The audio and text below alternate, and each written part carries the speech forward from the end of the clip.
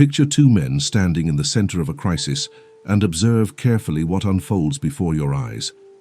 The first man runs frantically from corner to corner, his voice rising with each barked command, sweat forming on his brow as his hands gesture wildly through the air. The second man stands perfectly still, his spine straight as an ancient pillar, and when he speaks, his voice emerges low and measured, carrying no trace of the chaos swirling around him. His face reveals nothing, no panic, no doubt, no urgency that betrays internal disorder. Now answer this question with brutal honesty. Which man holds the true authority in this moment? Which man would you instinctively follow into the darkness? You know the answer before your conscious mind can articulate it, because something deep within your ancestral memory recognizes a fundamental law of human nature. We do not obey the man who shouts the loudest. We obey the man who remains the calmest. This is not a social convention or a cultural preference. It is a psychological absolute that has governed the rise and fall of leaders since the first human tribes gathered around fires in the primordial night. Yet our modern world has perpetrated a dangerous fraud upon your understanding of power, and this deception has cost you dearly in ways you have not yet calculated. You have been taught that serenity is the cousin of weakness, that calmness is merely passivity dressed in philosophical robes, that the peaceful man is simply the man too afraid to fight. James Allen shatters this illusion with the precision of a master sculptor's chisel striking false stone. Serenity, he reveals, is not the absence of energy, but rather the concentration of energy into its most potent and usable form. Consider the difference between an exploding bomb and a laser beam. Both contain tremendous energy, but one dissipates its force in all directions, creating noise and chaos that fade quickly into nothing, while the other focuses its power into a single point with such intensity that it can cut through steel. The bomb announces itself with deafening thunder, yet leaves only rubble and confusion in its wake. The laser works in near silence, yet performs surgical miracles of precision. Your emotional volatility is the bomb. Your cultivated serenity is the laser. The question that must now occupy the forefront of your consciousness is this: how do you transform yourself from the exploding bomb into the cutting laser? How do you acquire what the ancients called the silent energy? That mysterious force that commands rooms without raising its voice, that bends circumstances without visible effort, that attracts success while others repel it through their very desperation. In the pages of The Way of Peace, James Allen has encoded the Serenity secret, a methodology so powerful that it fundamentally alters your relationship with reality itself. This is not a lesson in meditation techniques or breathing exercises, though these may serve as tools along the way. This is an initiation into the mechanics of true self-mastery, a revelation of how tranquility becomes the ultimate form of strength in a world addicted to reaction and noise. What you will discover in the next moments will permanently change how you show up in every negotiation, every conflict, every opportunity that previously slipped through your anxious fingers. You will learn to stop hemorrhaging your power through emotional incontinence and start consolidating it into the kind of presence that makes people lean toward you, seeking the stability they cannot find within themselves. At the foundation of James Allen's teaching lies a hierarchy of human development that most people never consciously recognize, yet this hierarchy determines everything about the quality of their existence. At the bottom of this hierarchy sits the weak man, and weakness here does not refer to physical frailty, but to something far more consequential: the inability to govern one's inner world. This man is a puppet whose strings are pulled by every external circumstance, every criticism, every setback, every piece of bad news that crosses his path.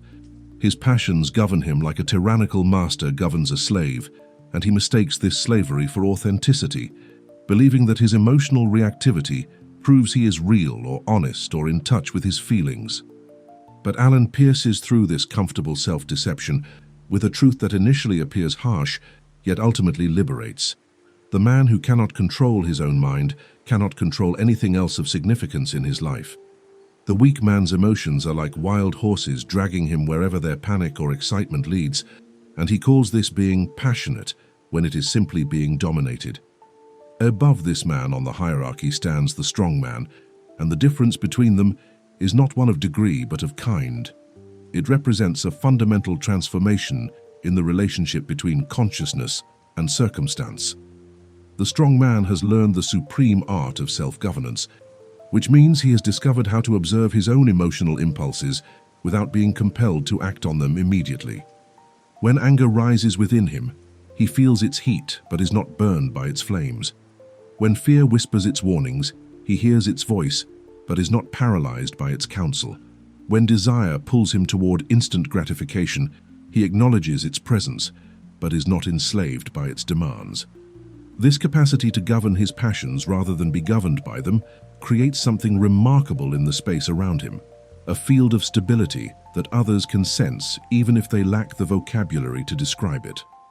People naturally gravitate toward this man because he represents solid ground in a world where most people are shifting sand, and they do not even understand why they trust him more, respect him more, and ultimately obey him more than others who might have more impressive credentials or louder voices.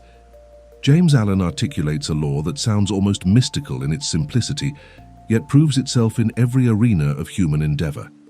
The more tranquil a man becomes, the greater is his success, his influence, and his power for good. Notice the direction of causation here, for it runs opposite to what the world teaches you to believe. The world tells you that you will become calm once you achieve success, once you accumulate enough money, once you resolve all your problems and eliminate all threats from your environment. Allen reverses this entirely. He reveals that tranquility is not the result of success, but its precondition. Not the reward for having solved all your problems, but the solution that allows problems to be solved. When you become tranquil first, success follows as naturally as a shadow follows the body in sunlight. This is not positive thinking or wishful manifestation. This is psychological physics, as reliable as any law governing the material world. The mechanism behind this law operates through multiple channels simultaneously, and understanding these channels transforms an abstract principle into actionable power. First, tranquility creates clarity of perception, allowing you to see situations as they actually are, rather than as your fears or desires distort them to be. The anxious man sees threats everywhere because his internal alarm system is constantly activated, causing him to misinterpret neutral events as attacks and friendly gestures as manipulations. The tranquil man sees the chessboard clearly, observing the actual position of the pieces without the distorting lens of emotional static. Second, tranquility conserves energy that the reactive man wastes in useless worry, pointless arguments, and exhausting emotional roller coasters. While the weak man spends his vital force in constant agitation, the strong man accumulates power like a battery, charging in silence, ready to discharge massive energy when purposeful action is required. Third, and perhaps most importantly in terms of influence over others, tranquility signals competence and control in ways that no amount of resume padding or self-promotion can match. When you remain calm in a storm, every person watching makes an unconscious calculation. This person sees something I don't see, knows something I don't know, possesses resources I don't possess. They assume you have information or capability that justifies your confidence, and this assumption becomes self-fulfilling because they begin to defer to your judgment and follow your lead. The calm man does not need to assert his authority because his very demeanor asserts it for him, while the agitated man can scream about his credentials all day without generating an ounce of genuine respect. People instinctively understand that the nervous surgeon is dangerous, no matter how many diplomas hang on his wall, and they instinctively trust the composed one, even if they know nothing else about him. The weak man repels success through his very desperation for it, creating a tragic irony that plays out in millions of lives every day. His need for validation causes him to overtalk in job interviews, revealing his insecurity with every word. His hunger for wealth causes him to chase get-rich-quick schemes that drain his resources instead of building them. His desire for respect causes him to constantly explain himself, justify himself, defend himself, all behaviors that broadcast low status more loudly than any insult from an enemy ever could. He is like a drowning man who grabs at the rescuer with such panicked force that he pulls both of them under the water, when remaining calm would allow the rescue to proceed smoothly. Every opportunity that comes near him senses the chaotic energy radiating from his being and veers away instinctively, the way animals flee from the scent of fear. The strong man, by contrast, attracts success through his centered presence, and this attraction operates according to principles that the materialist worldview cannot adequately explain. Yes, there are practical advantages to remaining calm: better decisions, conserved energy, clearer communication. But beyond these tangible benefits lies something more mysterious and more powerful: a gravitational field that seems to bend probability itself in his favor. Opportunities find him. The right people appear at the right time. Obstacles that would have destroyed the anxious man somehow resolve themselves or reveal hidden benefits. Some call this luck, others call it synchronicity, still others invoke spiritual laws of attraction. James Allen simply observed that it happens with such consistency that it must be regarded as law rather than accident, and he understood that this law could be deliberately invoked through the cultivation of inner peace. Consider the man who has learned to govern himself, and notice how his power radiates outward in concentric circles of influence. In his immediate presence, people feel safer, calmer, more capable. They literally become better versions of themselves because his stability allows them to access their own higher faculties instead of remaining trapped in reactive fear. In his organization or business, this effect scales. Employees take more initiative because they're not paralyzed by fear of erratic leadership. Clients trust more easily because they sense integrity in his consistency. Competitors make mistakes because they misinterpret his calm as weakness until it's too late. In his community, he becomes a natural anchor point, the person others think of first when problems arise, not because he's advertised his services, but because his very being promises that chaos will be brought to order. The pathway from weakness to strength, from chaos to serenity, is not mysterious, even though its effects may appear magical. It begins with a single recognition that most people resist with every fiber of their habituated being. You are not your emotions, you are the consciousness that observes emotions. The weak man believes he is his anger, his fear, his desire. When emotion arises, he becomes it completely, identifying with it so thoroughly that separation seems impossible. The strong man in training begins to notice a gap between the arising of emotion and his response to it, a sacred space where choice lives. In that space, transformation becomes possible. At first, the gap lasts only a second and the old patterns reassert themselves quickly. But with practice, the gap widens, and what was once automatic becomes optional. This practice is not comfortable, and James Allen does not promise that it will be easy, only that it will be worthwhile beyond measure. Every time you feel the familiar surge of reactivity and choose instead to breathe and observe, you are lifting weights in the gymnasium of consciousness. Every time the world offers you the familiar bait of outrage or panic or despair, and you decline to bite, you are strengthening the muscle of self-governance. Every time you hold your tongue when you want to unleash a cutting remark, every time you remain still when you want to fidget nervously, every time you maintain your center when circumstances conspire to knock you off balance, you are not suppressing yourself or becoming less alive. You are concentrating your power into a form that can actually accomplish something beyond the brief satisfaction of emotional venting. The beautiful paradox that emerges through this cultivation of serenity is that the man who has learned to govern himself discovers that he no longer needs to govern others. They govern themselves in his presence. His calm creates a context in which their better nature can emerge without coercion. His stability provides a reference point against which they can measure and correct their own imbalances. His refusal to participate in the drama of reactivity removes the fuel that feeds most conflicts, causing them to extinguish themselves naturally. He does not need to be a tyrant because his very being establishes order the way the sun establishes day, not through force but through presence. Watch what happens when this kind of man enters a room where an argument is escalating toward violence. He does not raise his voice or issue commands or physically intervene.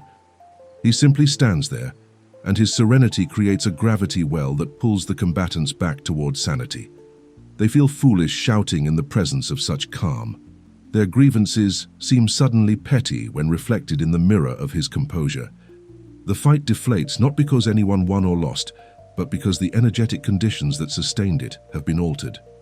This is power without force, influence without manipulation, authority without authoritarianism, and it is available to anyone willing to pay the price of self-mastery. The world needs this kind of man desperately, though it does not know how to ask for him. In every domain, business, politics, family, community, chaos multiplies because weak men in positions of influence spread their internal disorder like a contagion. Their anxiety makes their employees anxious. Their volatility makes their children volatile. Their reactivity makes their followers reactive. The damage compounds across generations as children raised by anxious parents become anxious parents themselves, never having witnessed what centered adult presence looks like. But when a strong man appears, the cycle can be broken. His peace becomes a sanctuary that others can visit and gradually learn to carry within themselves. James Allen's promise is both radical and verifiable. As you cultivate tranquility, your entire life reorganizes itself around this new center of gravity. Problems that seemed insurmountable reveal themselves as manageable. People you thought were enemies show their human face.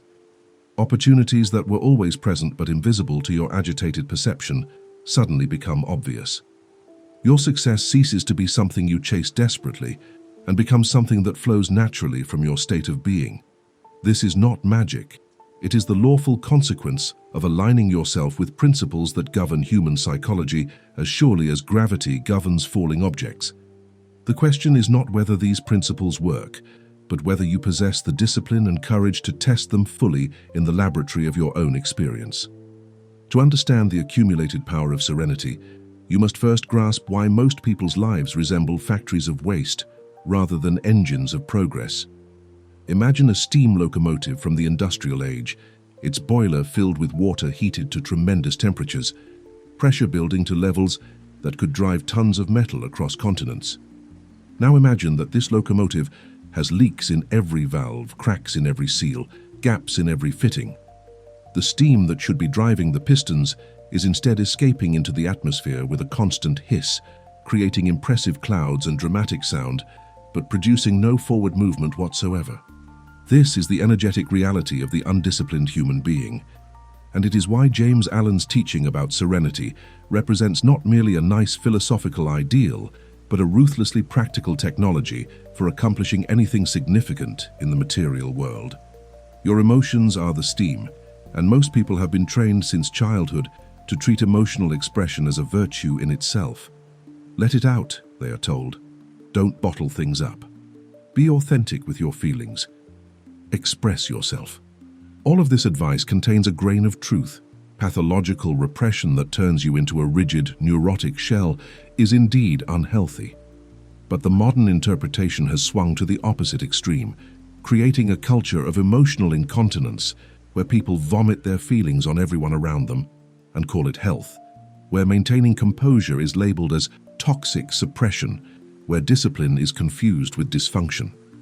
The result is an entire civilization of people leaking their power constantly, wondering why they feel perpetually exhausted, yet never actually move forward in meaningful ways. Every time you vent your anger by unleashing it on someone who irritated you, you feel a momentary relief, the pressure drops, the tension releases. But what you experience as catharsis is actually hemorrhage. That anger contained energy that could have been converted into purposeful action, clear communication, strategic planning, or creative problem solving. Instead, it escaped into the air as useless noise, damaging your reputation and relationships in the process while leaving the original problem completely unaddressed. You mistook the release of pressure for progress, confusing the dissipation of energy with the application of energy. The steam that escapes into the air cannot drive the locomotive, no matter how dramatic the cloud it creates or how loud the sound it makes.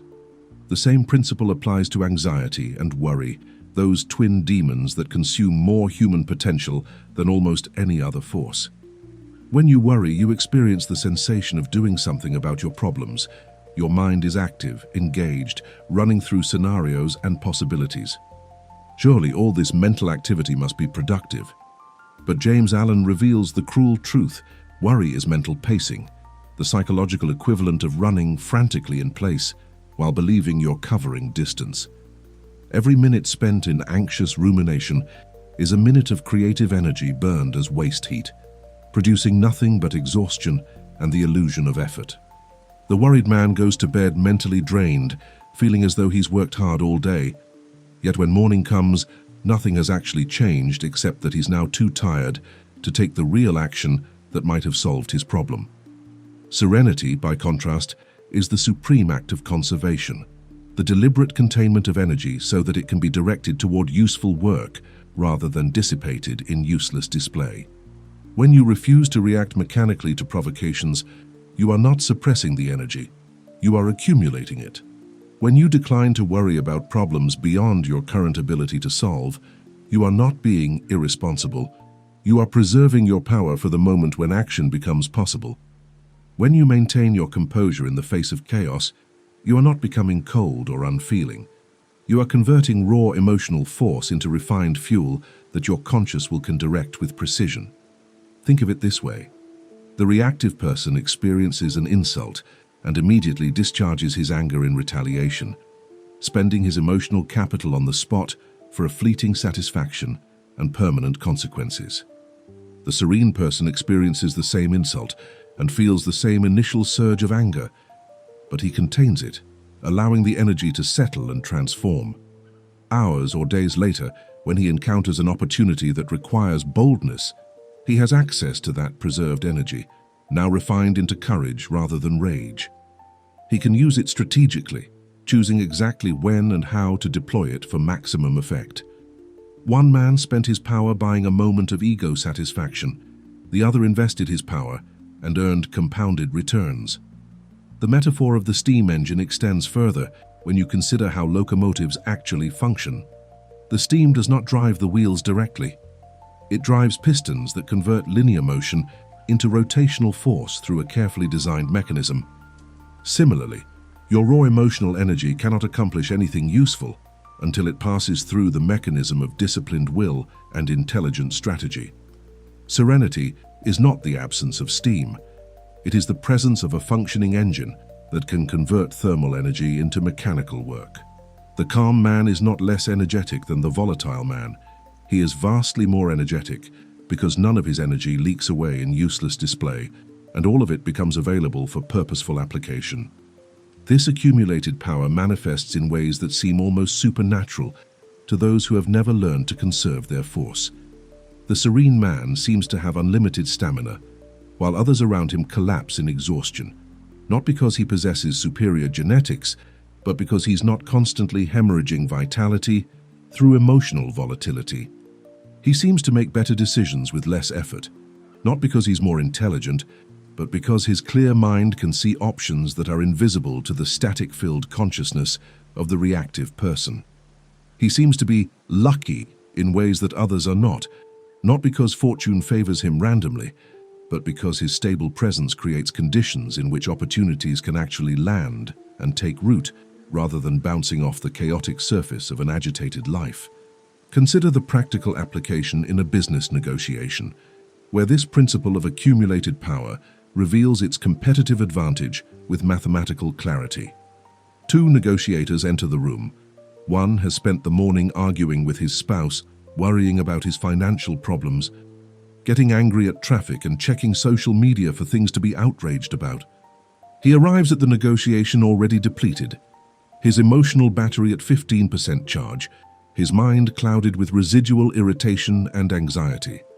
The second negotiator has spent the same morning in calm preparation, declined to engage with provocations, maintained his center despite minor irritations, and arrives with his full power intact, battery at 100%, mind clear as mountain spring water.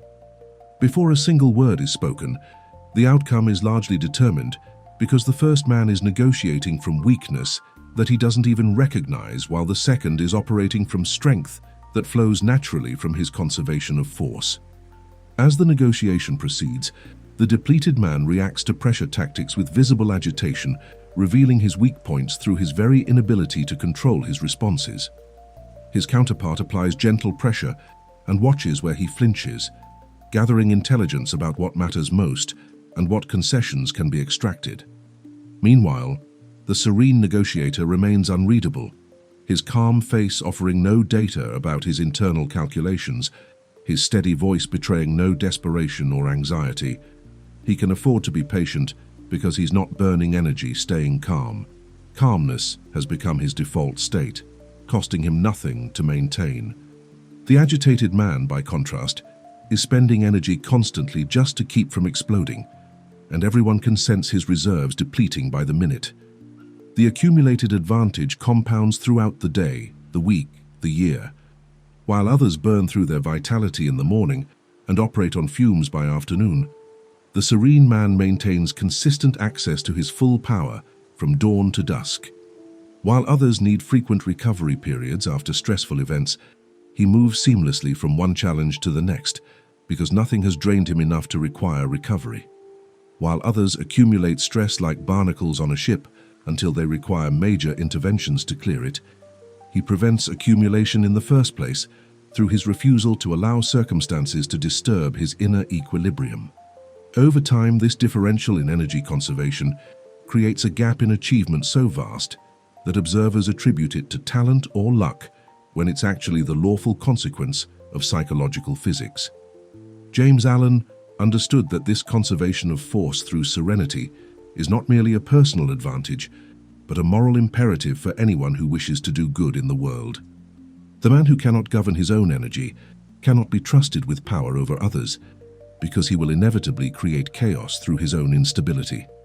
The leader who vents his frustrations on subordinates, the parent who dumps anxiety onto children, the teacher who projects insecurity onto students, these people cause damage not through malice, but through energetic incontinence, the inability to contain and direct their own force appropriately.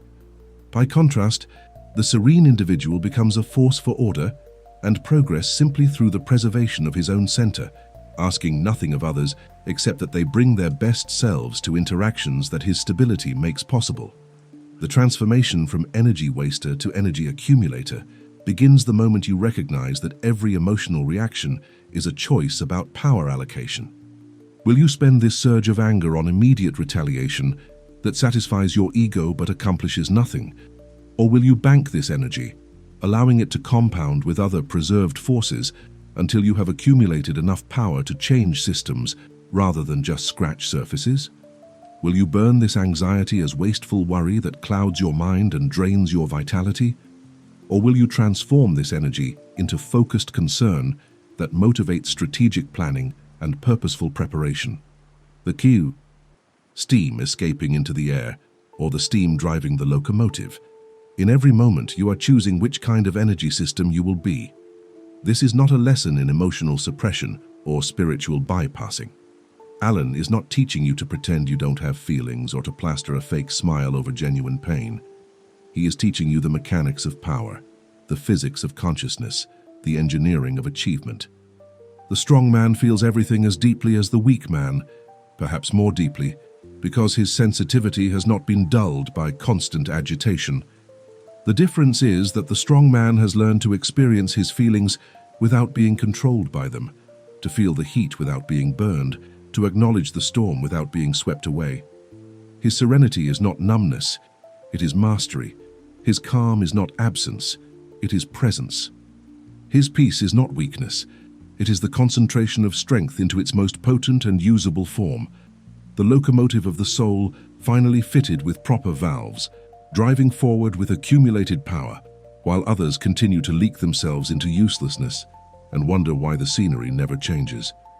Now we arrive at a crucial junction where James Allen's philosophy of serenity intersects with another master's teaching, and this convergence reveals something profound about the hidden architecture of success.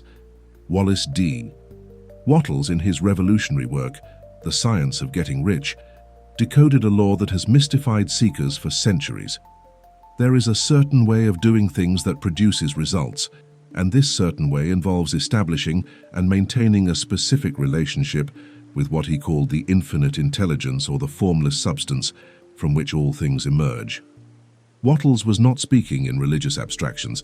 He was describing a practical reality that anyone can verify through systematic application.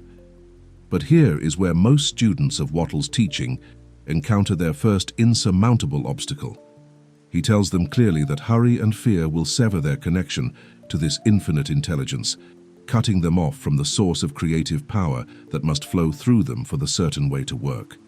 What he does not provide in granular detail is the methodology for stopping the hurry and eliminating the fear when your entire nervous system has been conditioned since childhood to operate in these modes as default settings. This is where Alan becomes not merely complementary to Wattles, but absolutely essential, providing the missing manual for the machinery that Wattles describes. Wattles tells you that you must maintain a state of grateful expectation and confident action, free from anxiety about outcomes and desperation about timelines. He explains that the person who allows doubt and fear to dominate their consciousness is literally jamming the signal between themselves and the creative force of the universe, like static on a radio that prevents clear transmission. But how do you stop allowing fear to dominate when fear seems to arise unbidden from circumstances that genuinely threaten your survival? How do you eliminate hurry when the bills are due and time is objectively running out? How do you maintain grateful expectation when your current reality presents abundant evidence that nothing is working and everything is falling apart? James Allen provides the answer with such elegant simplicity that it initially appears too easy to be the solution to such a profound problem. Serenity is the technique that makes Wattles' teaching operational. When Allen instructs you in the cultivation of inner peace, he is not offering a competing philosophy or a different approach to success. He is teaching you how to tune the instrument so that Wattles' music can be played. The certain way requires a certain state, and that state is precisely the tranquility that Allen has spent his entire work describing. Without this foundation of serenity, attempting to apply Wattles' teaching is like trying to perform surgery with trembling hands or paint a masterpiece while someone shakes your canvas. The theory might be perfect, but the execution will be fatally flawed by the instability of the instrument attempting to perform the work. Consider what happens energetically when you operate from a state of hurry and fear, those twin poisons that Wattles warns against so emphatically. Hurry is the physical manifestation of the belief that there is not enough time, which is itself rooted in the deeper belief that you are not enough, that your resources are not enough, that the universe is not abundant, but scarce. This consciousness of scarcity broadcasts a signal into the formless substance like a radio tower transmitting static, and according to the law that Wattles describes, the universe can only respond to the signal you're sending. When you transmit not enough, the creative force reads this as your order and begins arranging circumstances to match your dominant vibration. You are literally instructing reality to withhold from you through the very desperation with which you grasp for more. Fear operates through a similar but even more insidious mechanism, because fear is fundamentally a statement of expectation about negative outcomes. When you fear failure, you are not simply worrying about it. You are impressing your consciousness with vivid images and powerful emotions centered on the exact experience you claim to want to avoid.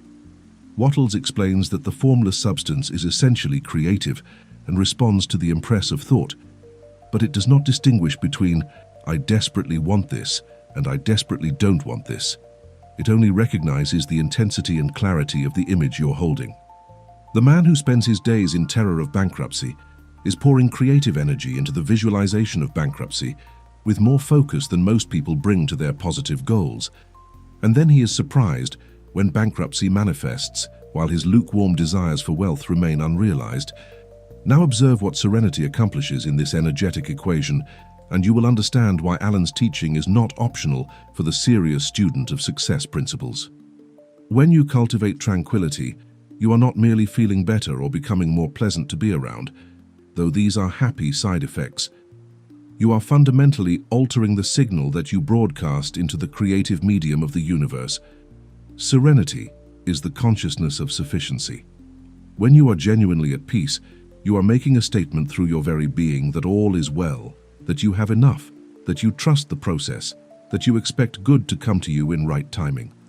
This is not a verbal affirmation that contradicts your actual emotional state. This is a full-body, whole consciousness transmission of abundance expectation that the universe can read and respond to accordingly. The serene man can follow Wattles' instruction to act in the certain way because his actions flow from a state of centered power rather than desperate grasping. When Wattles says you must give to every person more in use value than you take from them in cash value, and do this from a position of advancement rather than charity, he is describing an energy that can only exist in someone who has eliminated the fear of scarcity. The hurried, fearful man cannot give this way because he is too busy calculating whether he's getting enough back, too anxious about whether he can afford to be generous, too desperate to extract maximum value from every transaction. His scarcity consciousness leaks into every interaction, repelling the very prosperity he seeks. The serene man gives value freely because he knows at a cellular level that the universe is abundant and his own supply is assured, not as a belief he's trying to convince himself of, but as a lived reality that his tranquility proves. This is the secret that connects Alan to Wattles, like two halves of a complete mechanism. Serenity is the ultimate conservation of the creative energy that Wattles says you need to get rich. Every time you lose your temper, you are not simply having an emotional episode.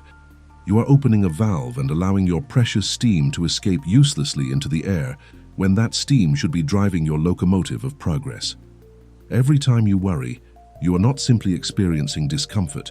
You are literally burning the fuel that should be powering your creative visualization and purposeful action. Every time you allow circumstances to knock you off your center, you're not simply having a bad day. You're severing the connection between yourself and the infinite intelligence that must flow through you for success to manifest in the certain way.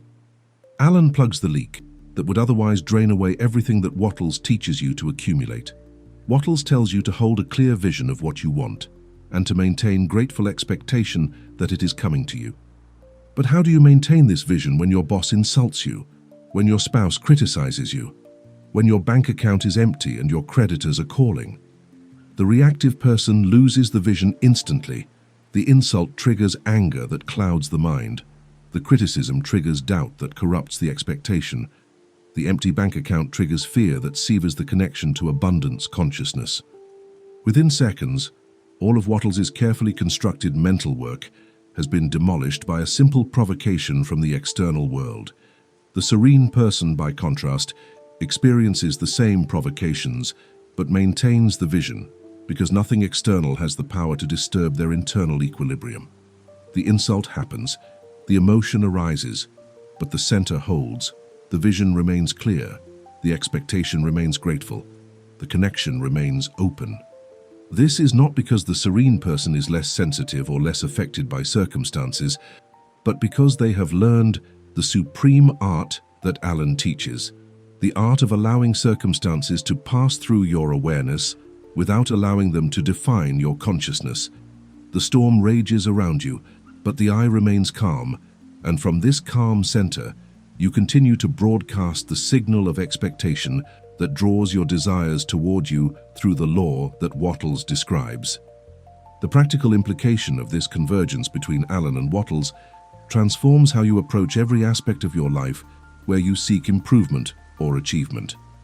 You cannot effectively apply the science of getting rich while operating in a state of chronic agitation any more than you can perform heart surgery while riding a roller coaster.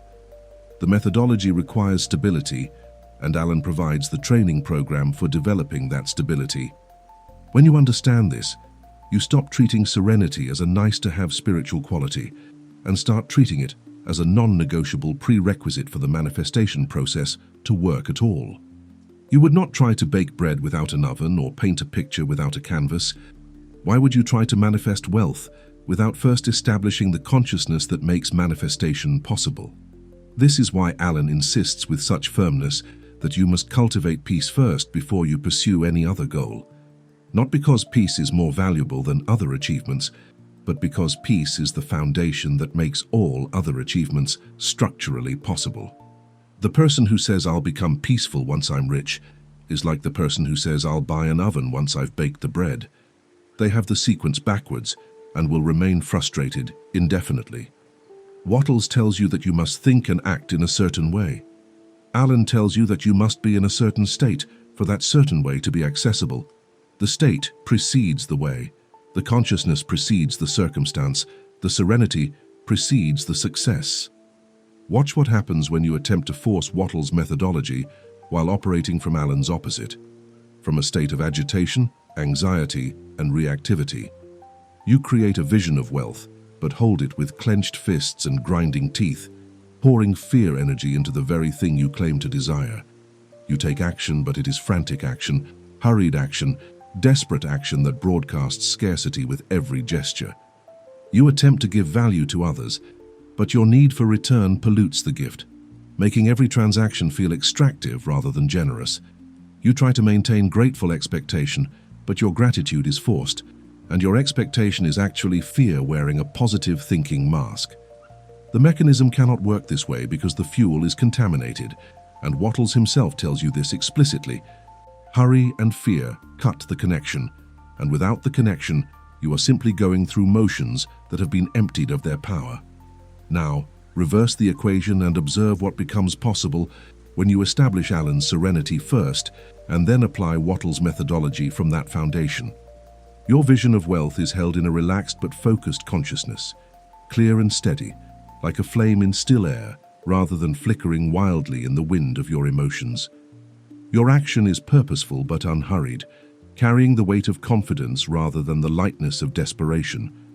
Your giving to others flows from genuine abundance consciousness rather than calculated strategy, and this authenticity is felt by everyone you interact with, creating goodwill and reciprocity that money cannot buy. Your grateful expectation is real because you have eliminated the fear that would otherwise contradict it. You are genuinely at peace with whatever time frame the universe requires for your manifestation, and this very peace accelerates the process by removing resistance. The synergy between Alan and Wattles creates a complete system where each teacher's insight compensates for what the other leaves implicit. Wattles gives you the what and the why, what you must do and why it works according to universal law. Alan gives you the how and the foundation, how you develop the capacity to do what Wattles describes, and the foundational state of being that makes the doing effective rather than empty. Together, they form a bridge from your current state of struggle to the achievement you desire. With Alan building the near side of the bridge in your consciousness, and Wattles extending the far side into the mechanics of manifestation. Without both sides, the bridge remains incomplete and you remain stranded on the shore of frustration, unable to cross to the land of fulfillment. This is not theoretical philosophy offered for your contemplation. This is practical engineering for your application. If you are currently applying Wattles' teaching without the results he promises, the missing element is almost certainly the Alan component. You have not yet established the serenity that keeps the connection open. The hurry and fear that you consider normal and unavoidable are actually the saboteurs that prevent the law from working in your favor. Every moment you spend in agitation is a moment where the creative force cannot flow through you effectively, where your signal is garbled by static, where your power leaks away like steam escaping through cracks you refuse to seal because you don't even recognize them as cracks. The remedy is clear and the path is open. You must become a student of serenity with the same intensity that you study the laws of wealth. You must treat peace of mind not as a luxury to be enjoyed after success, but as a tool to be wielded for success. You must recognize that every provocation you decline to react to, every worry you refuse to indulge, every moment of chaos where you maintain your center, these are not passive acts of mere self-control, but active cultivation of the consciousness that allows universal law to operate through you without obstruction. You are not just feeling better, you are becoming more effective.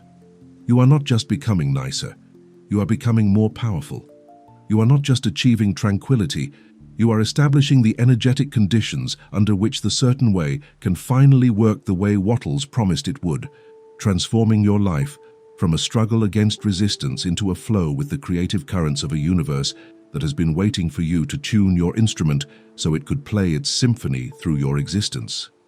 With this understanding of serenity as the energy conservation system that makes all achievement possible, we must now address the first and most critical obstacle that prevents most people from ever establishing this power: the tyranny of mechanical reaction.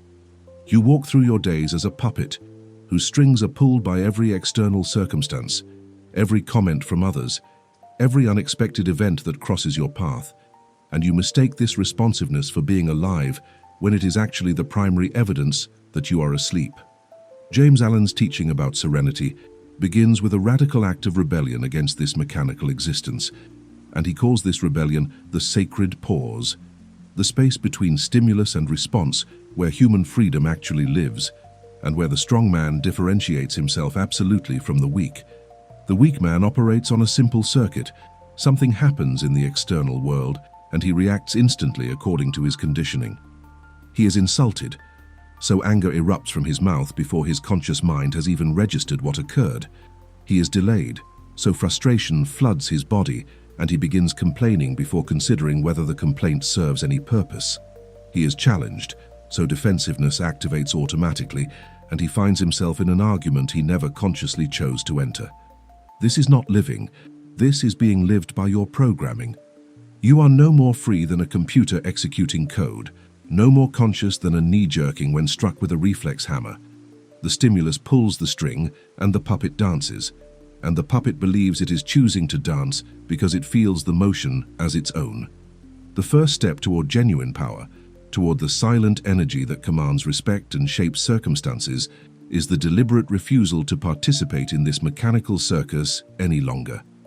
When you are insulted, Allen teaches, you must create a pause, a deliberate gap between the insult landing in your awareness and any response emerging from your being. In this gap, something miraculous becomes possible: choice.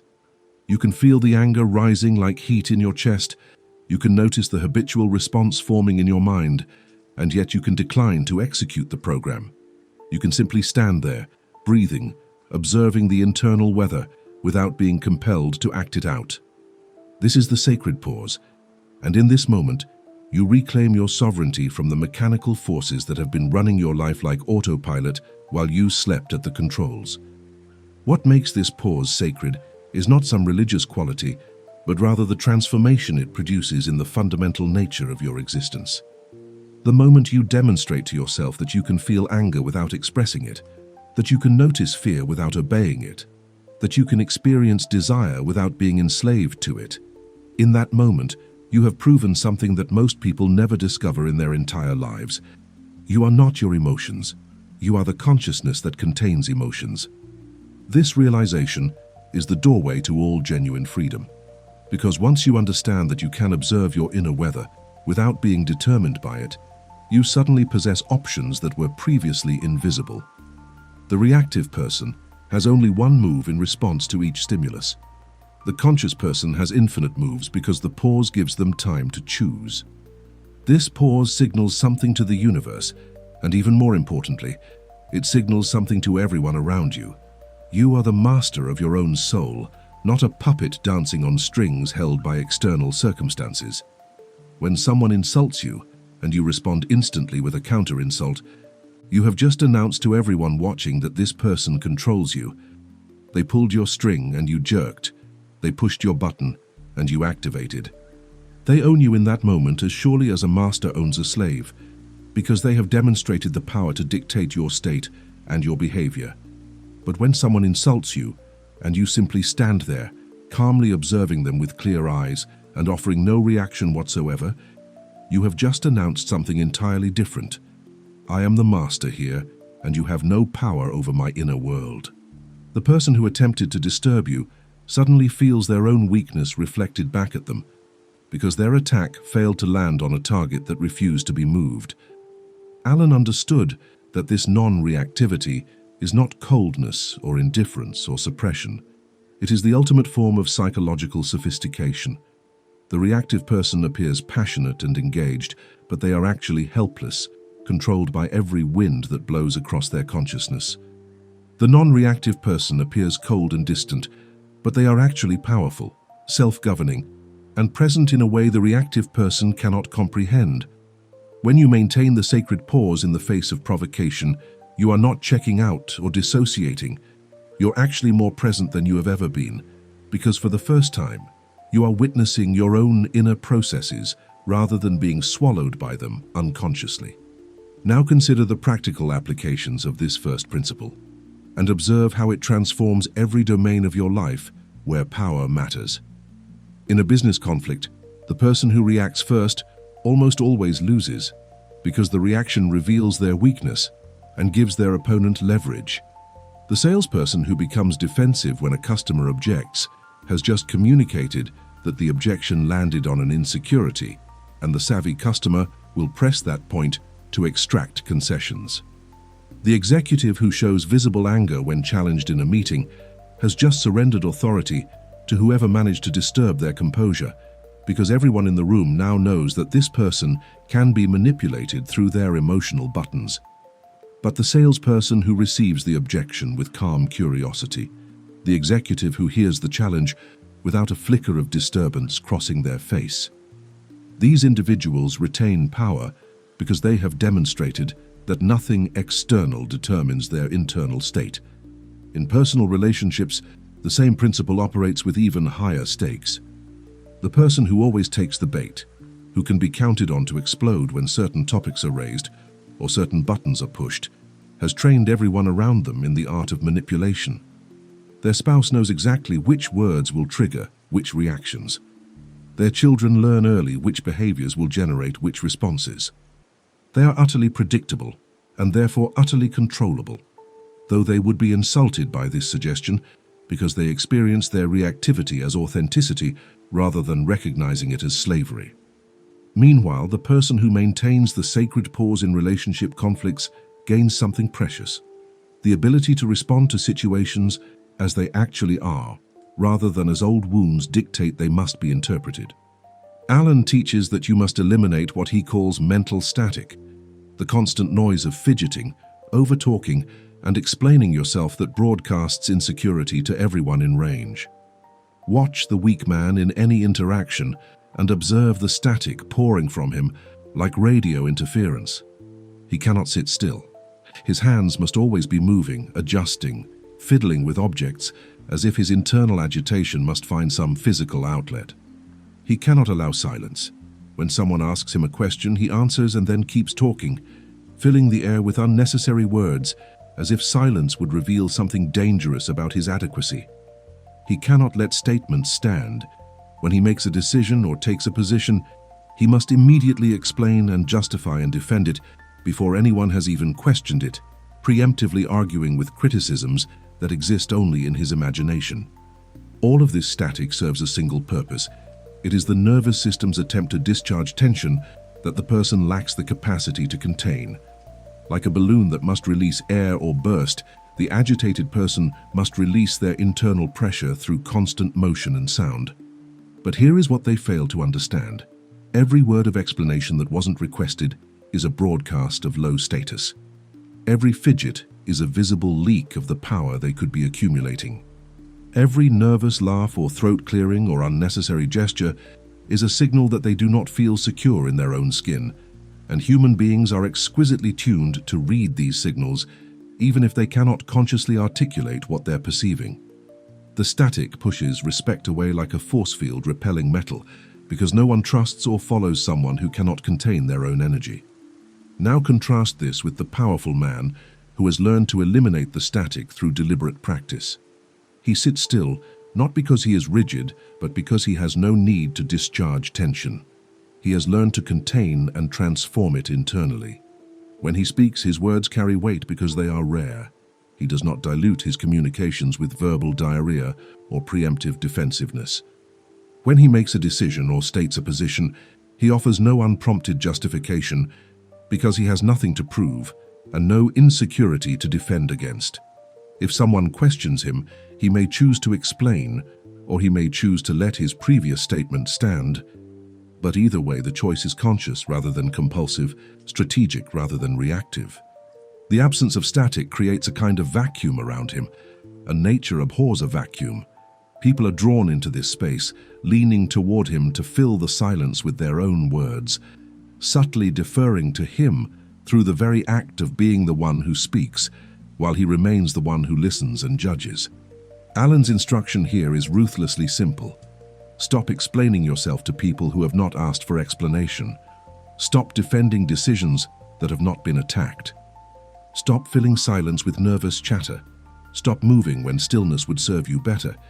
Each of these acts of restraint is not a reduction of your aliveness, but an accumulation of your power, steam being kept in the chamber rather than allowed to escape uselessly into the air.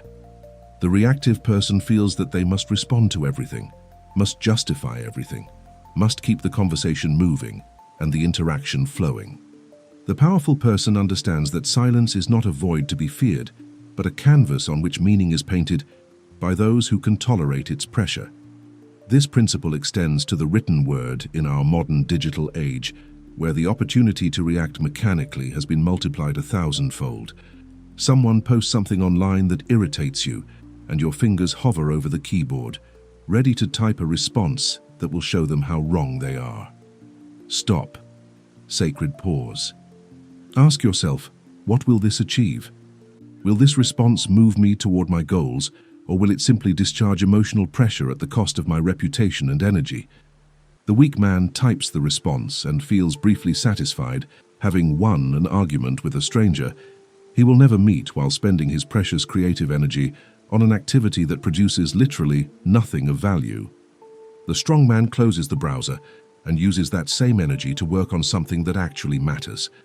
Understanding that most provocations are tests that you pass through non-engagement rather than through clever rebuttal.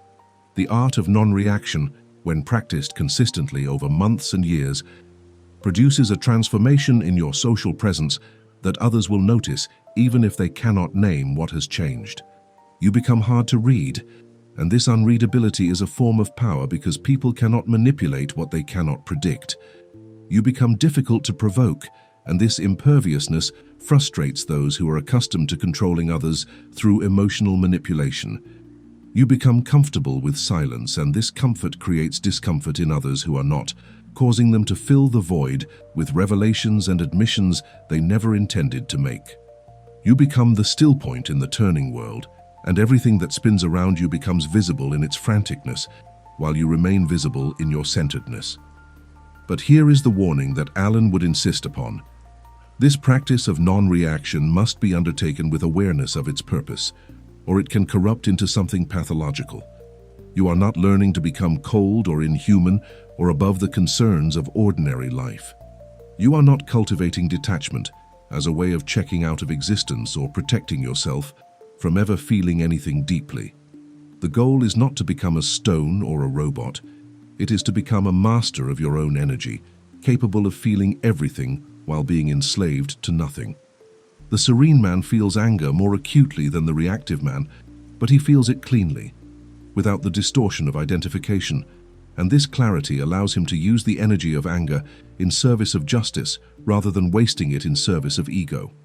The sacred pause is the doorway through which you pass from mechanical existence to conscious living, from being a puppet to being a person, from being controlled by circumstances to being the commanding presence that circumstances must navigate around.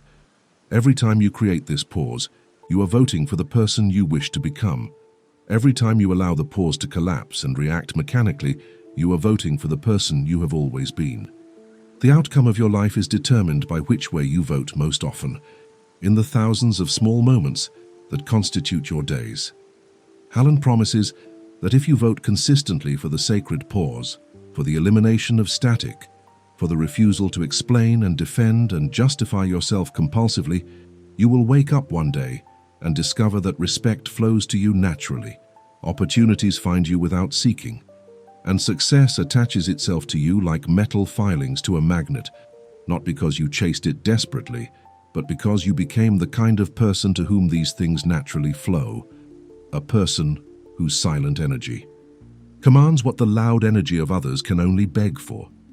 As you begin to master the sacred pause and eliminate the mental static that has been draining your power, you must now ascend to a higher level of practice where the cultivation of serenity becomes inseparable from the pursuit of success. James Allen reveals a law that initially sounds paradoxical to the achievement-obsessed mind. Success cannot stick to a volatile consciousness, and wealth cannot orbit a chaotic gravitational field. Consider the physical principle that governs celestial mechanics.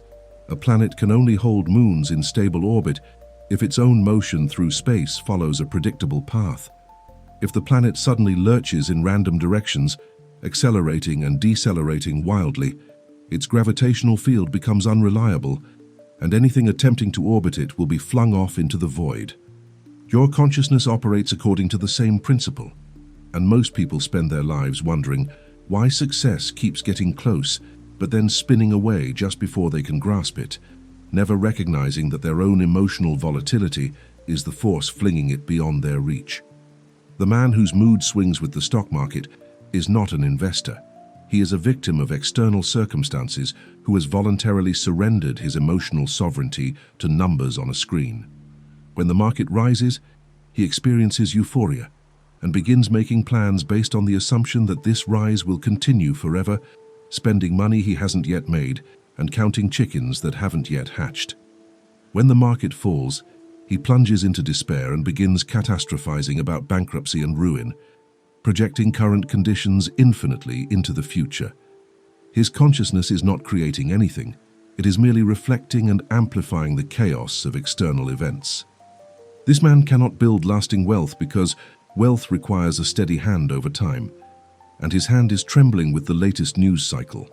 Every decision he makes is contaminated by whichever emotion currently possesses him, and emotions change faster than the weather, leaving behind a trail of contradictory choices that cancel each other out. The same principle applies to the man who allows his state to be determined by news, social media, gossip, or any other stream of information over which he has no control.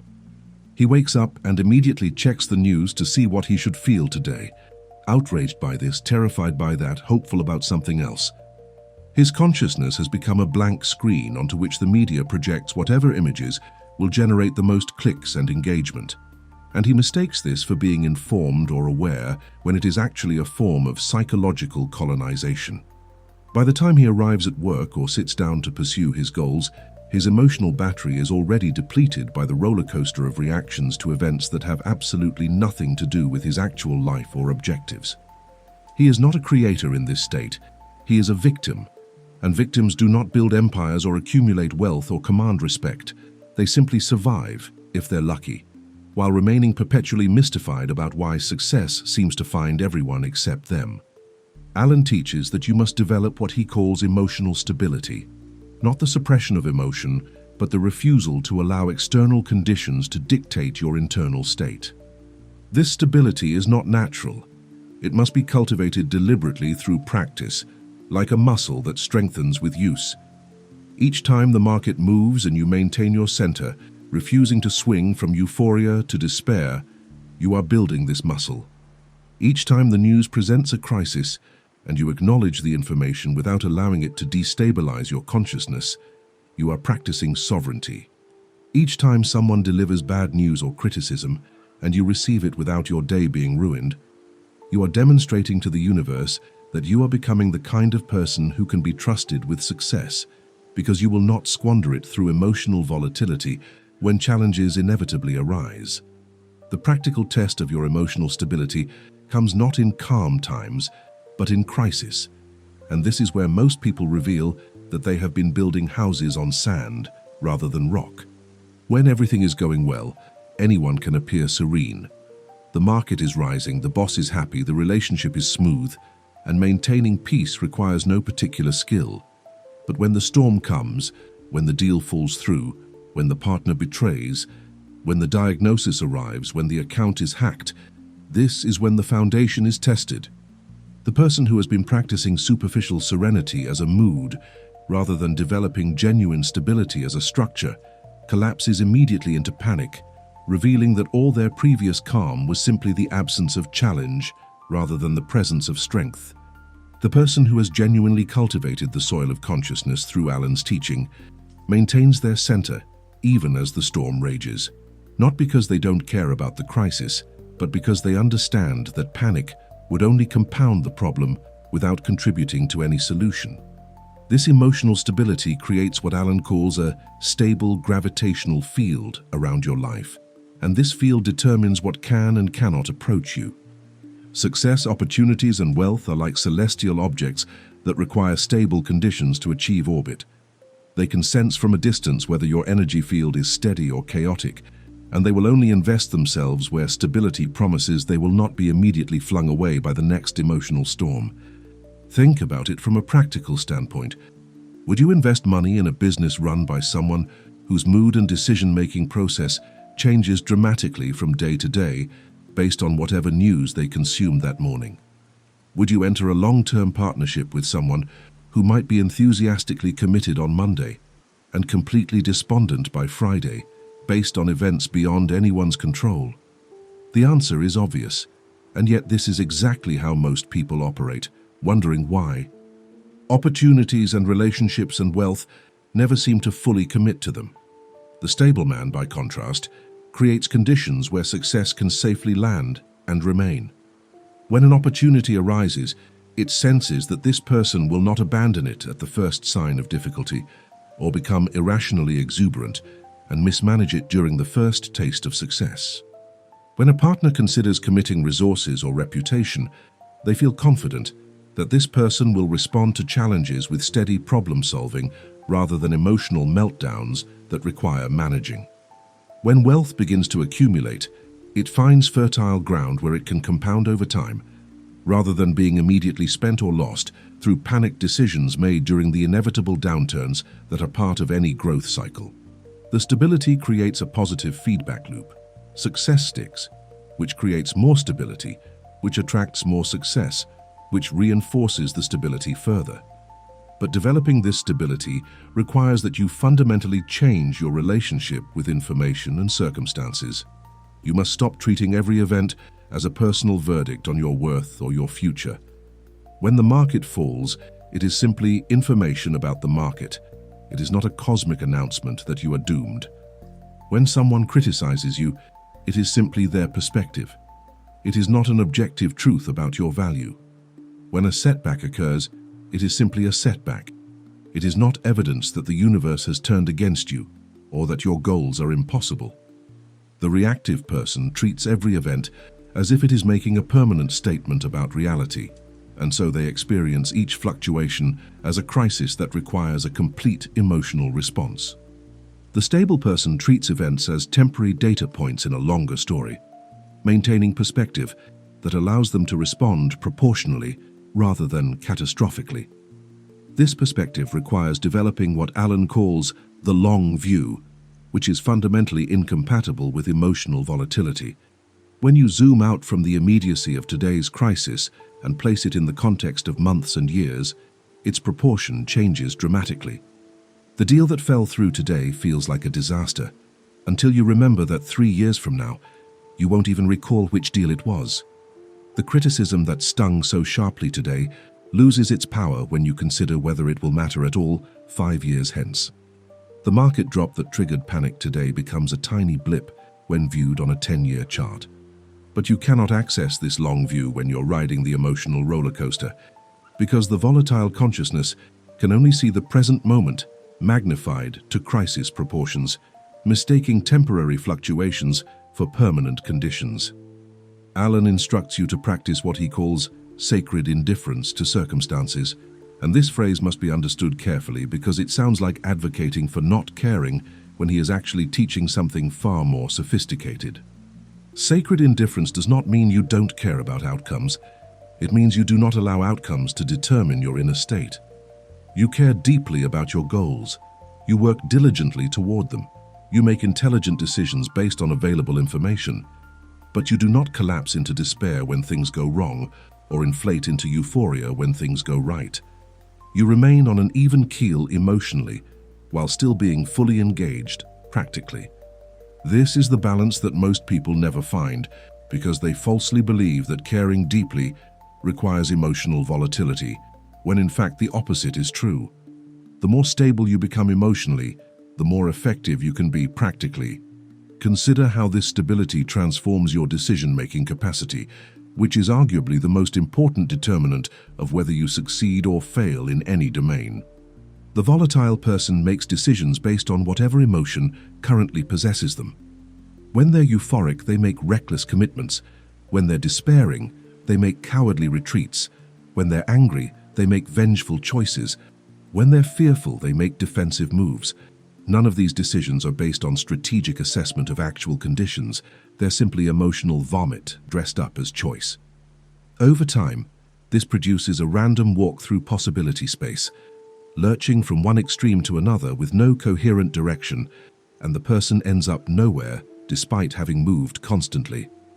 The stable person makes decisions from a consistent center of evaluation that remains accessible regardless of temporary emotional weather. When euphoric about a potential opportunity, they can still access the part of their mind that asks critical questions and assesses risks. When discouraged by a setback, they can still access the part that recognizes this is temporary and maintains commitment to the long-term vision. Their decision-making is not contaminated by emotional static, which means their choices compound coherently over time rather than canceling each other out. They make incremental progress consistently, and consistency over time produces results that sporadic intensity never can, no matter how dramatic the short-term efforts. This is why Alan insists that serenity is not optional for success. It is foundational. Without it, you are building on sand, and everything you construct will eventually be washed away by the next emotional storm. With it, you are building on rock, and each structure you raise remains standing to serve as the foundation for the next level of construction. The stable gravitational field you create through emotional sovereignty becomes the difference between success that flashes briefly and then disappears, versus success that accumulates progressively and compounds exponentially. You stop being the person to whom things occasionally happen and become the person around whom things consistently organize themselves, not through luck or charm, but through the lawful consequence of creating stable conditions where success can safely orbit without fear of being flung into chaos by the next mood swing or news cycle or unexpected setback that would send a lesser consciousness into the familiar tailspin of panic and desperation. Now we must venture into territory that James Allen considered the highest achievement of human consciousness, the construction of what he called the internal citadel, a fortress of the mind so impregnable that no external circumstance can breach its walls or disturb the sovereign who rules within. This is not a metaphor meant to inspire pretty thoughts. It is a precise description of a psychological structure that you must deliberately build through daily practice until it becomes as solid as any physical fortification. The man who has built this citadel experiences the same external events as everyone else: financial losses, interpersonal conflicts, unexpected delays, health challenges, betrayals. But his response emerges from a completely different source than the reactive person can comprehend. Where others see their emotional state being determined by circumstances, the citadel builder maintains a separation between what happens outside and what is experienced inside, and this separation is the ultimate form of human freedom. Picture in your mind an actual medieval citadel, built on high ground with thick walls, deep reserves of food and water, and a ruler seated calmly on a throne in the innermost chamber. Outside, armies may lay siege, storms may rage, messengers may arrive with urgent news of distant threats. But the ruler does not abandon the throne and run to the walls in panic. The ruler does not allow the external chaos to dictate the internal state. Instead, there is a measured response. Scouts are sent to assess the situation, advisors are consulted about strategy, orders are issued from a position of centered authority. The ruler remains seated, governing from the stable center even while acknowledging and responding to external challenges. This is the image Alan wants you to build in your consciousness, not as fantasy, but as operational architecture for how you meet life's inevitable storms. The mistake most people make is believing that this kind of detachment is cold or inhuman, that maintaining your center while challenges swirl around you means you don't care, or you've checked out, or you've become some kind of emotionless robot. Alan would tell you this is exactly backwards. The person who loses their center every time something goes wrong is not more human or more caring.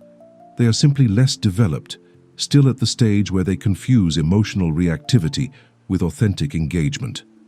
The person who maintains the citadel is actually more present, more capable of genuine response, more able to serve others effectively because they are not wasting their energy on useless panic and can instead direct their full attention and resources towards solutions. Consider what happens in a genuine crisis: a house fire, a medical emergency, a violent attack. The person who panics becomes part of the problem, creating additional chaos that others must manage while trying to handle the original emergency. Their screaming and running and flailing accomplishes nothing except broadcasting their inability to govern themselves. Meanwhile, the person who remains calm becomes the axis around which order can organize itself. Their very presence reduces the panic of others. Their clear thinking identifies priorities and solutions. Their steady voice issues instructions that cut through the noise and create coordinated action. Who is serving better in this moment? The person whose emotions have completely overridden their higher faculties, or the person whose emotions are felt but not obeyed, acknowledged but not allowed to derail effective response? This principle scales from immediate physical emergencies to the longer-term emergencies of financial pressure, relationship breakdown, career setback, or health diagnosis. In every case, the person who maintains the internal citadel outperforms the person who allows circumstances to determine their state, not because they care less, but because they function better. When you receive news of financial loss, the reactive person enters a spiral of catastrophic thinking that makes rational problem-solving impossible. I'm ruined. I'll never recover. I'm going to lose everything. This is the end. The citadel holder acknowledges the loss, feels the appropriate concern, and then shifts immediately to assessment and strategy. This is the current situation. What resources remain? What options are available? What is the most effective next step? One consciousness has been hijacked by circumstance, the other remains in command. Alan teaches that you build this citadel through a practice he calls mental discipline, and this discipline must be exercised every single day with the same consistency that you would exercise physical discipline if you were training for athletic competition. The citadel is not built in a single moment of crisis management. It is built in 10,000 small moments of choosing how you respond to minor irritations and small setbacks. Each time you receive disappointing news and consciously choose not to let it ruin your day, you are laying another stone in the wall. Each time someone is rude to you and you decline to allow their rudeness to disturb your peace, you are reinforcing the foundation. Each time you face uncertainty and consciously refuse to descend into worry, you are digging the moat deeper. The daily practice seems insignificant because each individual choice appears to change nothing. But over months and years, you discover that you have built something magnificent and unshakable. The image Alan wants you to hold is this: no matter what happens in the external world, financial loss, interpersonal conflict, unexpected delay, frightening diagnosis, the internal governor remains seated on the throne. This seated position is not passivity or resignation, it is sovereignty. The governor observes the reports from the perimeter, makes decisions about how to respond, issues orders to the appropriate functionaries. But through all of this, the center holds. The throne is not abandoned, the panic button is not pushed. The calm assessment continues even while acknowledging that serious challenges require serious responses. This detachment is not indifference to outcomes, it is the ultimate form of superiority over circumstances, the recognition that your value and your stability are not determined by external events, but by internal cultivation. Now observe how this changes the quality of your action when challenges arise. The reactive person spends 90% of their energy on emotional processing, worrying, complaining, catastrophizing, venting, seeking sympathy, and only 10% on actual problem solving. The citadel holder inverts this ratio. Emotional weather is acknowledged briefly and then set aside, freeing the full resources of consciousness for strategic response. When a business deal falls through, the reactive person spends hours or days processing the disappointment, telling the story repeatedly to anyone who will listen, analyzing what went wrong, assigning blame, imagining what might have been. The citadel holder feels the disappointment for perhaps 30 seconds, acknowledges it consciously, and then shifts to the next opportunity, carrying no residual emotional weight that would contaminate future negotiations. This capacity to metabolize setbacks quickly, without carrying emotional baggage forward, is perhaps the most underappreciated competitive advantage in all of human endeavor. The athlete who misses a shot and cannot let it go will miss the next shot too, because his consciousness is still reviewing the previous error, instead of being fully present for the current opportunity. The entrepreneur who dwells on the failed venture will sabotage the next venture through the lens of fear and caution that the previous failure installed. The leader who cannot release yesterday's betrayal will see betrayal in every shadow, creating a self-fulfilling prophecy by treating loyal people with the suspicion they don't deserve. The Citadel holder releases each event after processing its lessons, moving forward with consciousness clear rather than clouded, and this clarity allows reality to be met as it is rather than as old wounds insist it must be. Allen warns that the Citadel must be defended vigilantly because the siege never ends. There will always be new provocations, new crises, new circumstances attempting to breach your walls and disturb your center. The person who builds the Citadel and then assumes the work is done will discover that neglect causes walls to crumble and discipline to decay. You must inspect your perimeter daily, asking yourself, where did I allow circumstances to determine my state today? What provocation succeeded in knocking me off center? What news triggered reactivity that I claimed I had transcended? This honest assessment is not self-criticism, but maintenance work, the daily inspection that allows you to reinforce weak points before they become breaches. The reward for this vigilant practice is a quality of existence that most people never experience. You become genuinely free from the tyranny of circumstance, no longer a victim of whatever the day brings, but a sovereign consciousness choosing how to engage with whatever arises. This freedom is not the absence of challenges or the elimination of pain. It is the presence of choice about how challenges and pain will be met and metabolized. The reactive person has no choice. Circumstances dictate their state, and they obey like puppets on strings. The Citadel holder has infinite choice. Circumstances present data and possibilities, but the sovereign within determines the response from a position of centered power rather than reactive compulsion. This is what Allen means when he speaks of detachment as the ultimate form of superiority. Not emotional coldness or checked-out indifference, but the sublime capacity to remain seated on your throne while the world rages around you, issuing orders from calm assessment rather than shouting commands from panicked reaction. When you achieve this state, even partially and temporarily, you will notice something remarkable.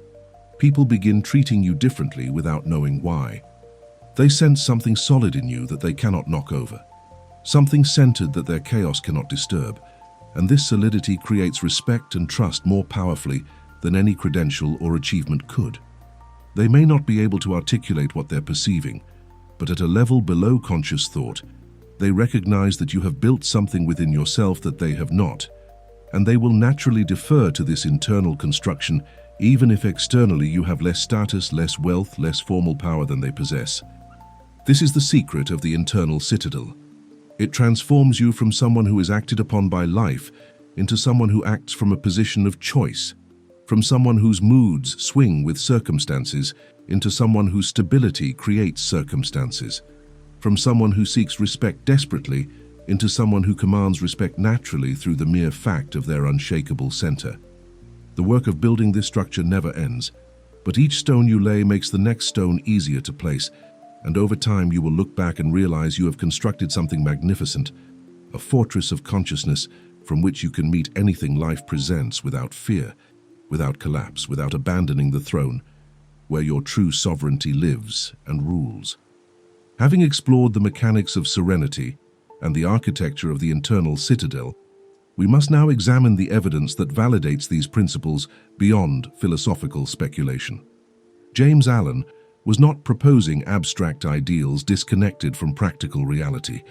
He was observing patterns that repeat throughout human history with such consistency that they must be regarded as laws rather than preferences. When we study the lives of those who have achieved greatness in any field, leadership, business, art, science, spiritual teaching, a single pattern emerges with remarkable clarity. The individuals who left lasting legacies and commanded genuine respect were almost universally characterized by an unusual degree of emotional stability and centered presence. This is not coincidence, and it is not cultural bias. It is evidence of a fundamental principle operating in human affairs as reliably as gravity operates in physical affairs. Consider the example of Abraham Lincoln, who governed a nation literally tearing itself apart in civil war, while maintaining a composure that contemporaries described as almost supernatural. His cabinet consisted of men who had competed against him for the presidency and who often openly disrespected his judgment.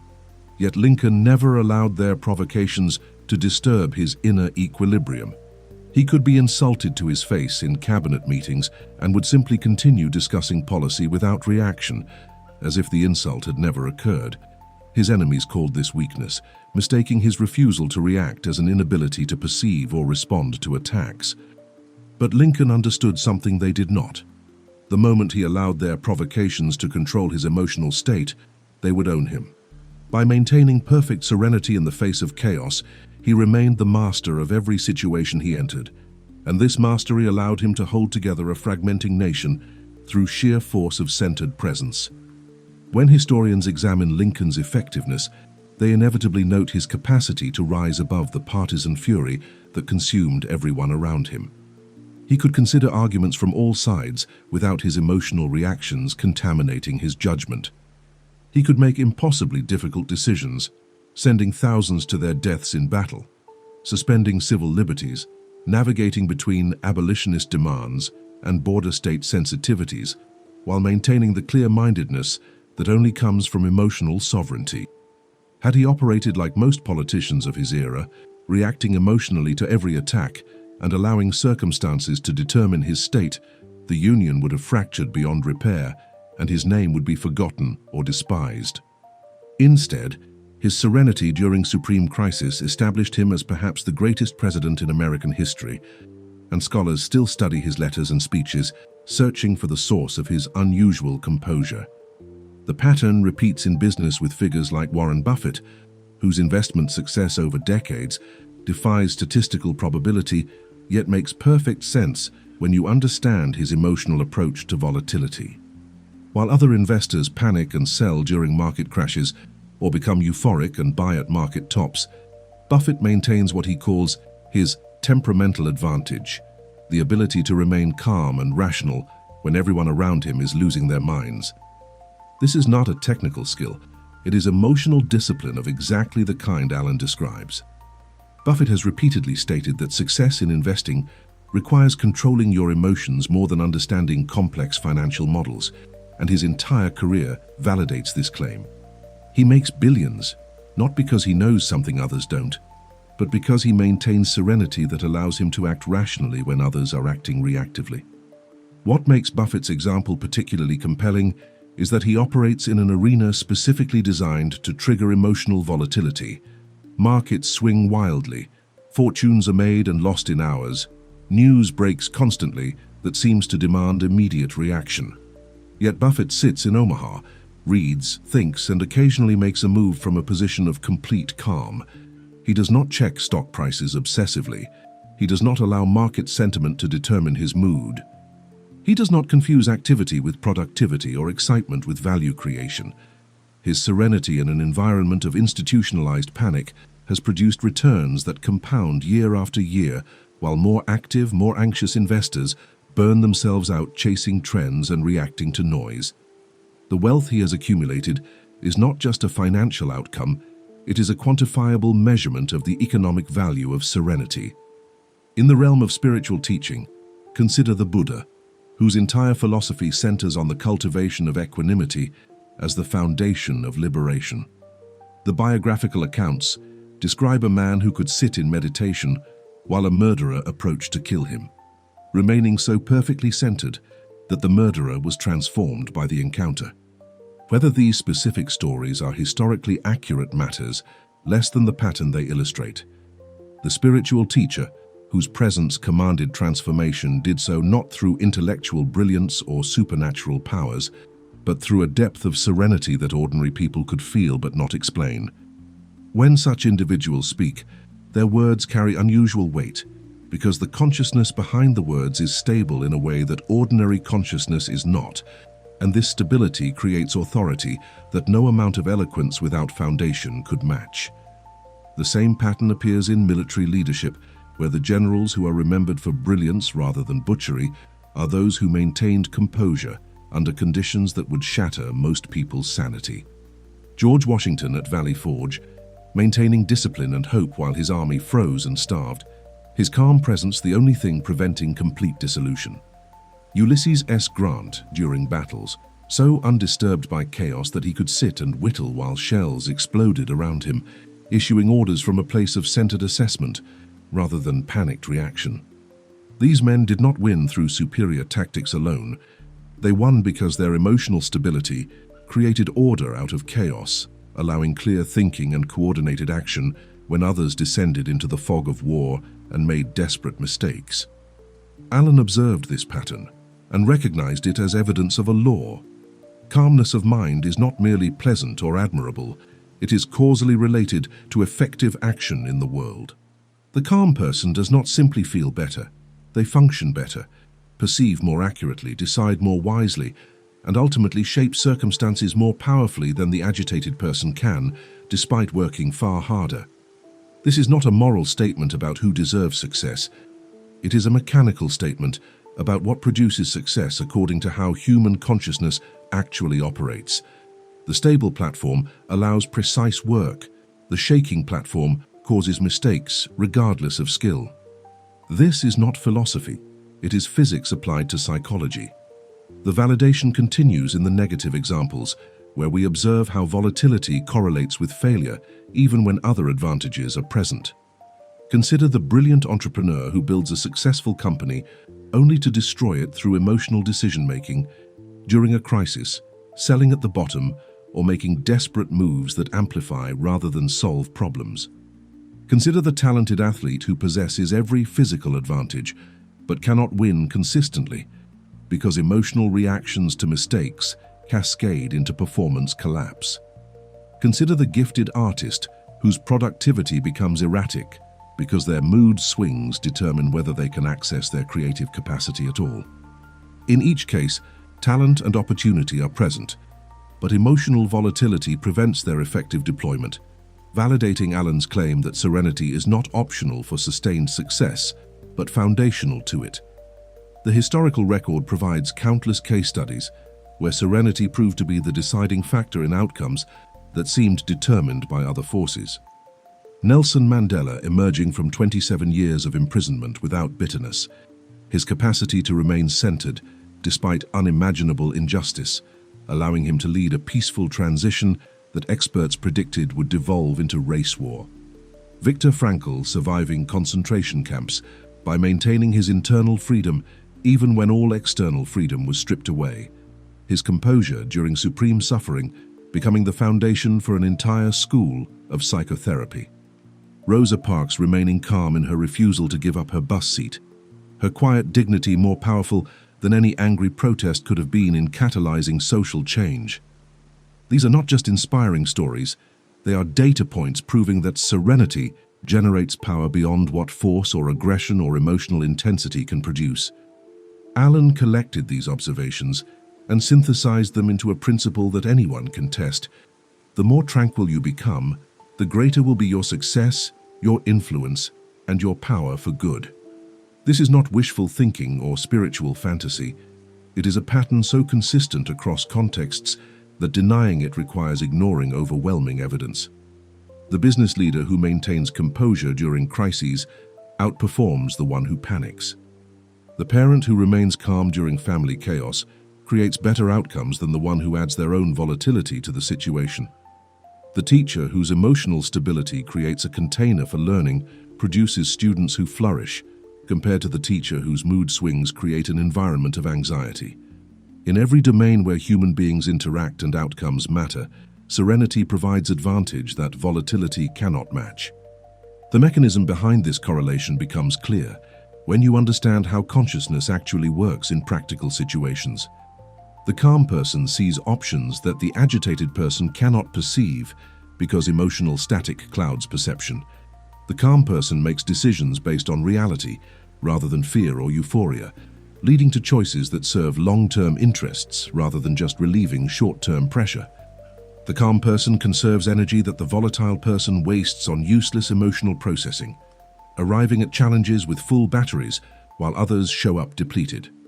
The calm person creates an energetic field that others want to be near, attracting opportunities and relationships while volatility repels them. These are not mystical claims. They are observable patterns that anyone can verify through attention to how people actually behave around different personality types.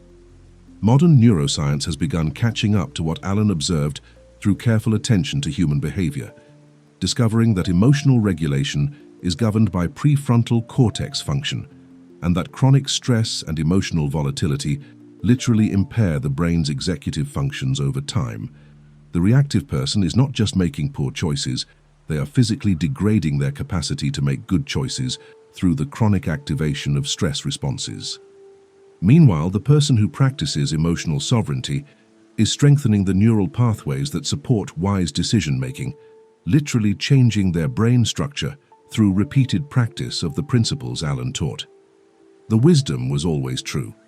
Science is simply developing the language to describe mechanisms that were obvious to careful observers long before brain scanners existed. What validates Allen's teaching most powerfully is not historical examples or scientific studies, but direct personal experience when you actually implement the practices he describes.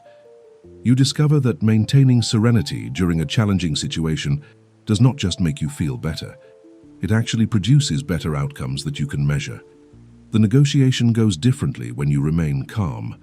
The conflict resolves more favorably when you refuse to react. The opportunity materializes more readily when you approach it from centered confidence rather than desperate need. This is not confirmation bias or selective memory. It is the predictable result of applying psychological physics, and the results compound over time until your entire life becomes evidence that Allen was describing reality rather than proposing ideals. The final validation comes from observing your own trajectory over months and years of practice. You begin to notice that problems that once would have destroyed your peace for days now barely register as disturbances.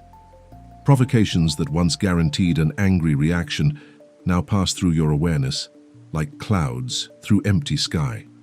Setbacks that once triggered catastrophic thinking now simply become data points informing your next strategic move. You have not become cold or unfeeling. You have become skillful, developing the emotional literacy that allows you to feel everything while being controlled by nothing. And as this skill develops, you watch your effectiveness increase across every domain of your life, validating through direct experience that Allen's promise was not hyperbole, but careful observation of a law that works as reliably for you as it worked for Lincoln, Buddha, Mandela, and every other person throughout history who discovered that serenity is not the reward for success, but its foundation. Now we must address the objection that inevitably arises in the modern mind when serenity is presented as power. But what about passion? What about intensity? What about the fire that drives great achievement? This question reveals a fundamental confusion that James Allen anticipated and answered with precision. The modern world has conflated emotional volatility with passionate engagement, mistaking the noise of reactivity for the force of commitment. Allen would tell you that genuine passion, the kind that builds civilizations, creates masterpieces, and transforms human potential, emerges from serenity rather than despite it. The confusion arises because people observe passionate individuals and notice that they often display strong emotions, but they reverse the causation. The emotions are not the source of the achievement. They are the exhaust from the engine, and confusing exhaust with fuel leads to the spectacular failures of burnout, breakdown, and bitter regret. Consider the example of great artists throughout history and notice the pattern that emerges when you look beyond the romanticized myths. The artists who produced the most enduring work across the longest periods were not the ones who lived in constant emotional chaos. Those individuals typically produce spectacular but brief careers before collapsing into dysfunction. The artists of sustained greatness were those who cultivated discipline and routine, who approached their work from a place of centered commitment rather than volatile inspiration. Picasso worked every day with the regularity of a factory worker. Bach composed with methodical consistency. Mozart, despite the myths of divine madness, actually maintained a rigorous schedule and approached composition as craft requiring discipline. The emotional intensity visible in their work was the result of technical mastery applied from a stable foundation, not the cause of that mastery. The same principle operates in entrepreneurship, where the myth of the passionate, volatile founder has caused tremendous damage to actual business practice. Yes, successful entrepreneurs care deeply about their ventures, but the ones who build lasting enterprises, rather than spectacular crashes, are those who combine that caring with emotional regulation that allows sustained effort over years and decades. Steve Jobs is often cited as an example of passionate volatility producing success, but what gets overlooked is his daily meditation practice and his capacity to maintain strategic vision despite emotional displays that were actually quite calculated and controlled. The volatility was often performance designed to achieve specific effects, not genuine loss of self-control, emerging from a centered calculation about how to move people rather than from mechanical reactivity to circumstances. Alan teaches that true passion is not emotional incontinence, but rather the focused application of life force toward a chosen end, and this focus requires the very serenity that volatility destroys. Think of passion as a laser beam. The more concentrated and stable the beam, the more powerful its effect. Emotional volatility is like shaking the laser rapidly in all directions. You still have the energy, but it accomplishes nothing because it never stays focused long enough to cut through any obstacle. The passionate but serene individual directs their life force like a steady laser, cutting through whatever obstacles appear because the beam never wavers from its target. The passionate but volatile individual waves their laser around dramatically, creating impressive light shows but ultimately accomplishing far less despite apparently greater intensity. The confusion about passion versus serenity stems from observing people during breakthrough moments and mistaking the explosion for the preparation. When you watch an Olympic athlete win gold and see the tears and celebration, you are witnessing the emotional release that occurs after years of disciplined training characterized by emotional control. The gold medal was not won in the moment of emotional celebration.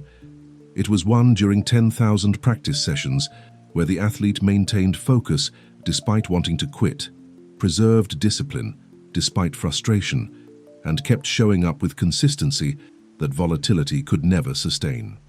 The emotion you observe at the finish line is the celebration of victory, not the source of it, and confusing the two leads people to think they need to be emotionally intense to achieve greatly when actually the opposite is true.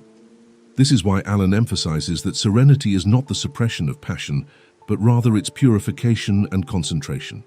When you eliminate the emotional static, the pointless anger, the useless worry, the destructive mood swings, what remains is not dull apathy, but rather focused life force that can be directed with precision toward goals that matter. The volatile person experiences their emotions as very intense, but most of that intensity is being wasted on reactions to provocations, internal conflicts between competing desires, and the exhausting maintenance of an unstable emotional system. The serene person channels that same life force into purposeful application, experiencing their passion not as emotional weather, but as sustained commitment that persists regardless of temporary feelings. Consider the parent who loves their child intensely versus the parent who loves their child calmly. The intense parent may display more obvious emotional responses, crying at school plays, shouting encouragement at games, expressing anxiety about every potential danger. But which parent actually serves the child better? The calm parent who can listen without reactivity, who can maintain boundaries without guilt, who can teach discipline from a place of centered love rather than volatile anger, who provides the stable emotional container within which the child can safely develop. The calm parent's love is not less intense, it is more functional, more useful, more developmental for the child. The intense parent's love may feel very real to them, but often serves their own emotional needs more than the child's actual developmental requirements. Alan would say that the modern glorification of emotional intensity represents a cultural confusion between what feels powerful and what actually is powerful. Explosive displays feel powerful in the moment of release.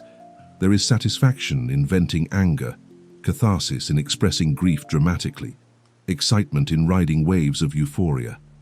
But these feelings of power are actually experiences of power being discharged and lost, like the sensation of warmth when you burn something valuable for temporary heat. The serene accumulation of power does not feel as dramatic because it is not being released.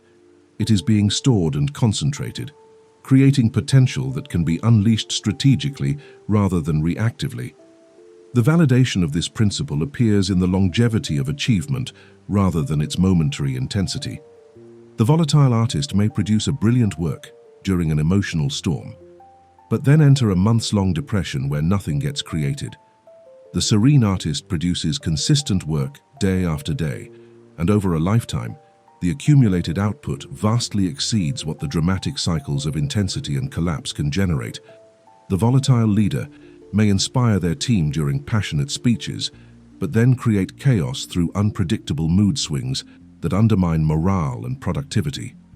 The serene leader builds an organization that functions smoothly because the emotional stability at the top creates structural stability throughout the system. Allen's promise is both liberating and challenging.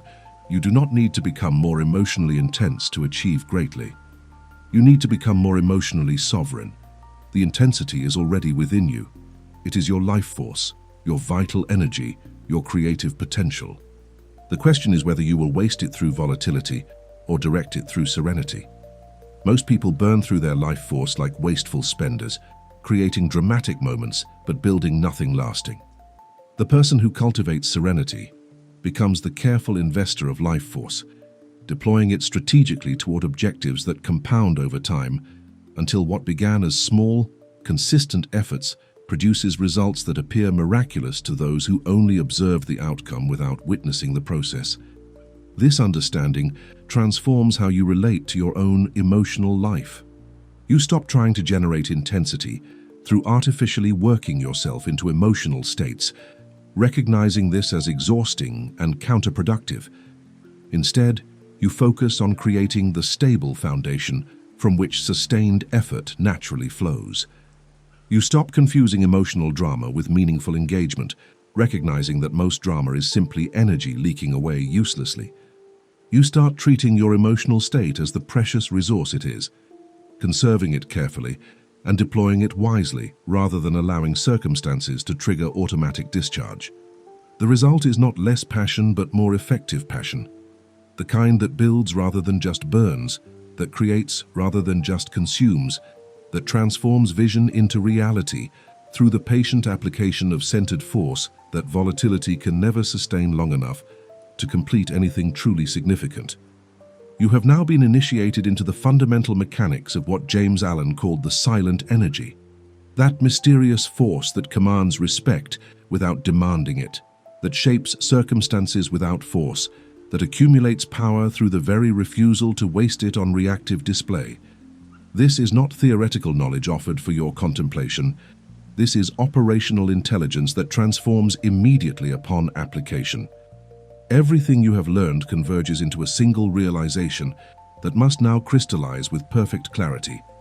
Calmness of mind is the graduation of the soul from chaos to order, from victimhood to sovereignty, from being shaped by circumstances to being the shaping force that circumstances must accommodate. This graduation is not bestowed by any external authority. It is earned through the daily practice of principles that prove themselves through direct experience rather than requiring faith or belief. The synthesis of everything Allen teaches can be distilled to this: you must become the master of your own consciousness before you can master anything external to yourself. And this mastery begins and ends with the cultivation of serenity as your default state rather than as an occasional achievement during favorable conditions.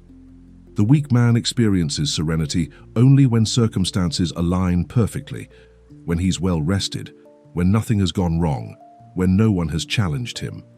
The strong man maintains serenity even when circumstances conspire against him, when exhausted, when everything is falling apart, when attacked from multiple directions. This is the difference between serenity as mood and serenity as structure, between peace as the absence of challenge and peace as the presence of unshakable center. Hallen understood that true power in human affairs is not the ability to dominate others through force or manipulation, but rather the capacity to maintain your own center, regardless of what others do or what circumstances present. When you achieve this capacity, something remarkable occurs in the social field around you. People begin to organize themselves differently in your presence. They become calmer, more rational, more capable of their own higher functioning because your stability creates a gravitational field that influences everyone within range. You are not doing anything to them. You are simply being so firmly rooted in your own center that your presence provides a reference point they can use to locate their own centers that chronic agitation had caused them to lose. This is why the calm man, having learned how to govern himself, naturally knows how to adapt himself to others. It is not that he has studied human psychology as an academic subject or learned manipulation techniques from books on influence. It is that his own internal order allows him to perceive the internal disorder in others with crystal clarity, and this perception naturally informs effective response. He can see that the angry man is actually frightened, that the arrogant man is actually insecure, that the aggressive woman is actually defensive. These insights are invisible to the reactive person because their own emotional static prevents clear perception. But to the serene observer, the truth of every situation becomes obvious, and this obviousness naturally suggests appropriate response. The transformation that occurs through sustained practice of these principles is not linear, but rather resembles a series of quantum leaps where your consciousness suddenly reorganizes itself around a new center of gravity. For months, you practice maintaining the sacred pause, eliminating mental static, refusing to react mechanically, and you notice incremental improvements, but nothing that seems revolutionary. Then one day you find yourself in a situation that would have previously destroyed your composure, and you observe yourself remaining perfectly calm without effort, as if serenity has become your new default rather than something you must constantly achieve. This is the moment when practice becomes nature, when conscious discipline transforms into unconscious competence, when the citadel you have been building stone by stone suddenly reveals itself as complete and functional. Now you must understand what this transformation actually means for your life in practical terms, stripped of philosophical abstraction and expressed in the concrete realities you will experience. The most immediate and obvious change will be in how people respond to you. And this change will often surprise you because you have not done anything differently to them. You have simply changed your internal state, yet their behavior toward you transforms as if you had given them different instructions.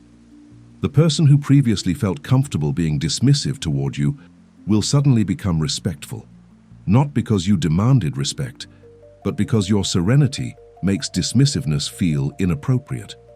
The person who previously interrupted you constantly will find themselves listening more carefully, not because you told them to listen, but because your centered presence makes your words feel more important. The person who previously doubted your capabilities will begin assuming competence, not because you proved anything new, but because your emotional stability signals mastery in ways that anxious competence never can. This shift in how others treat you occurs through mechanisms that operate below conscious awareness. Human beings are exquisitely sensitive to emotional states in others, and we make continuous calculations about status and competence based largely on emotional cues rather than rational analysis. When you project anxiety, people unconsciously downgrade their assessment of your capability regardless of your actual skills. When you project serenity, people unconsciously upgrade their assessment of your capability even before you have demonstrated specific competencies.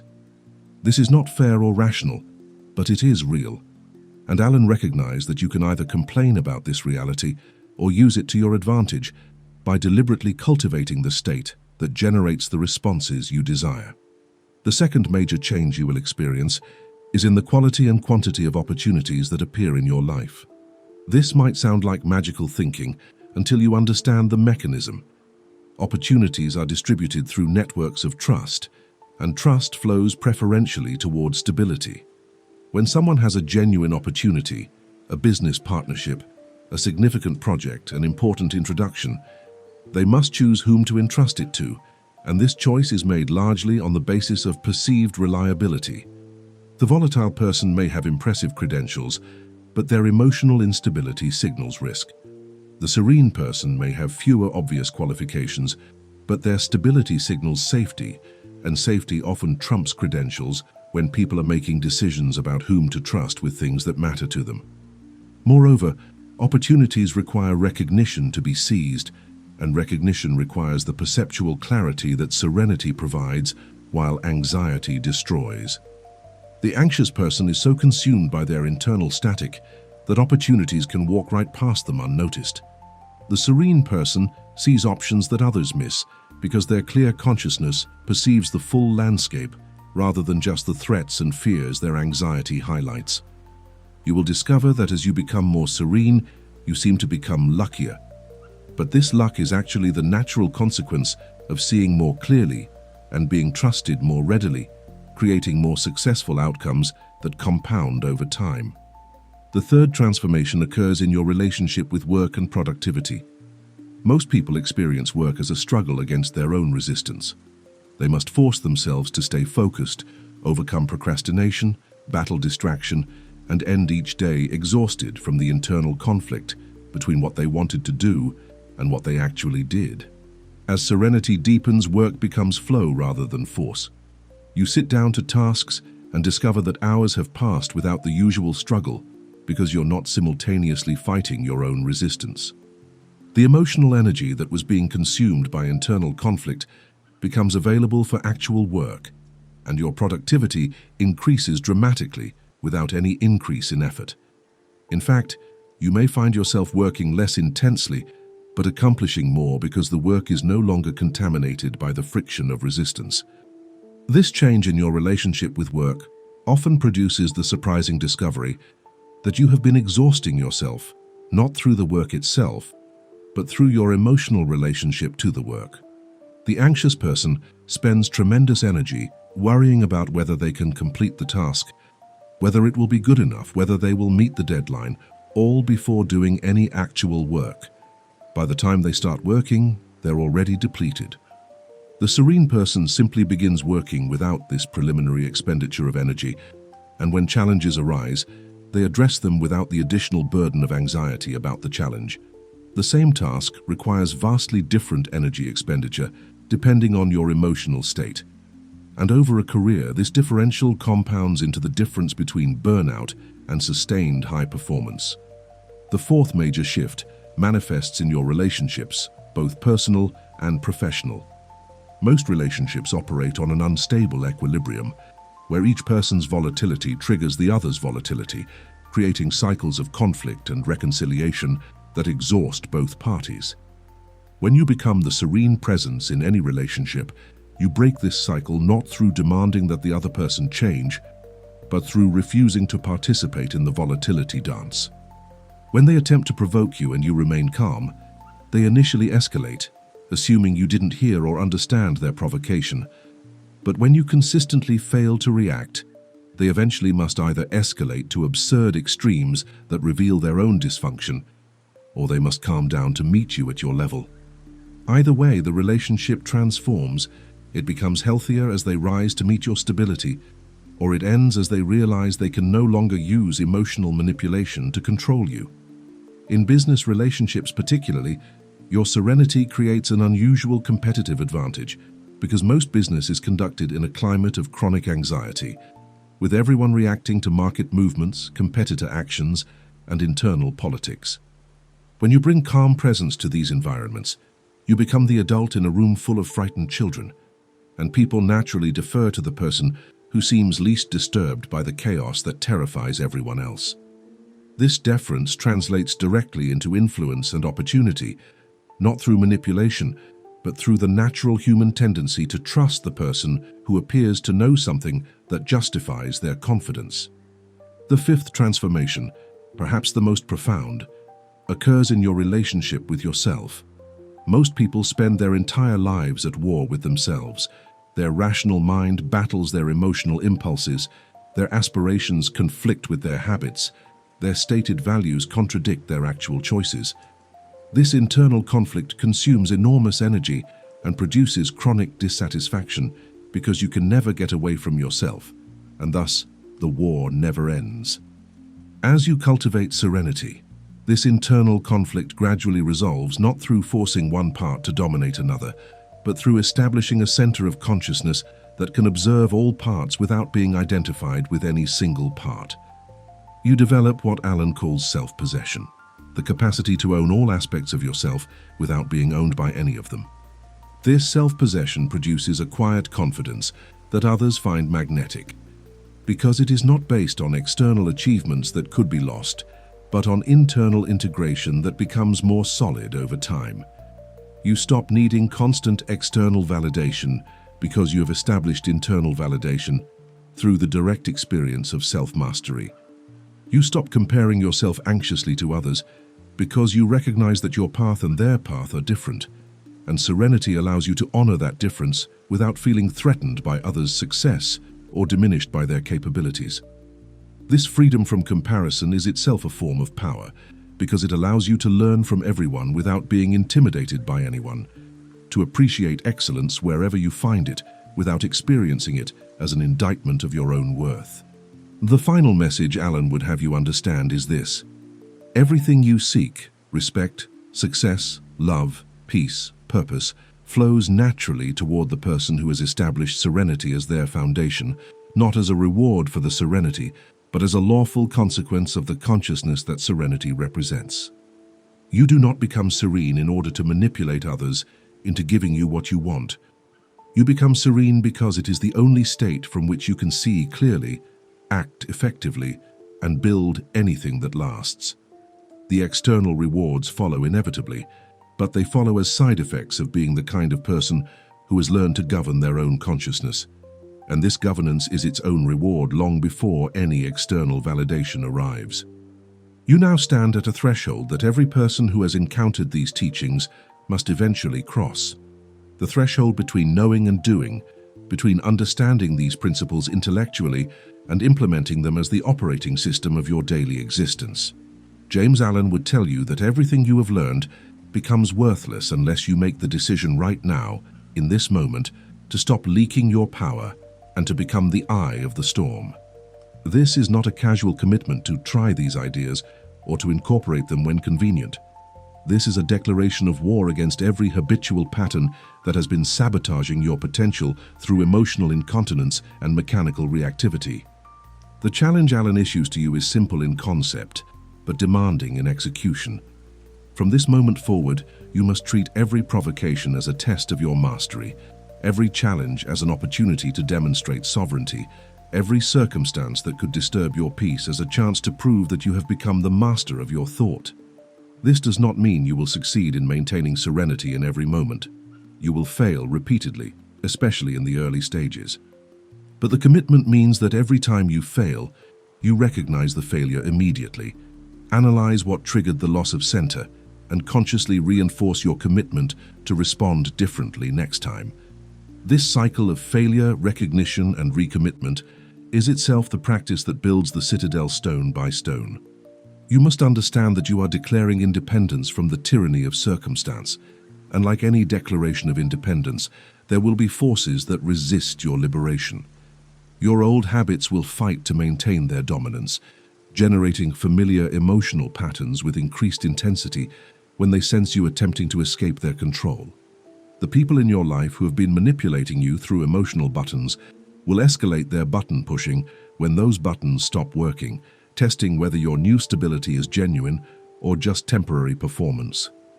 The world itself will seem to conspire to knock you off balance, presenting unexpected challenges and provocations precisely when you feel you have achieved some stability. All of this resistance is not evidence that you're doing something wrong. It is evidence that you're doing something right, that you're actually changing the fundamental dynamics of your existence rather than just talking about change while remaining the same. Alan's final instruction is that you must become visible in your commitment, and this visibility takes a specific form. You must write in the comments section below this video the declaration, I am the master of my thought. This is not superstition or empty affirmation. It is a public commitment that activates different psychological mechanisms than private intention. When you declare your commitment publicly, you engage your identity and your reputation in service of the transformation, creating social accountability that makes backsliding more difficult. The act of writing these words and submitting them for others to see is itself a practice in overcoming the fear of visibility. The fear of being seen attempting something difficult that you might fail at.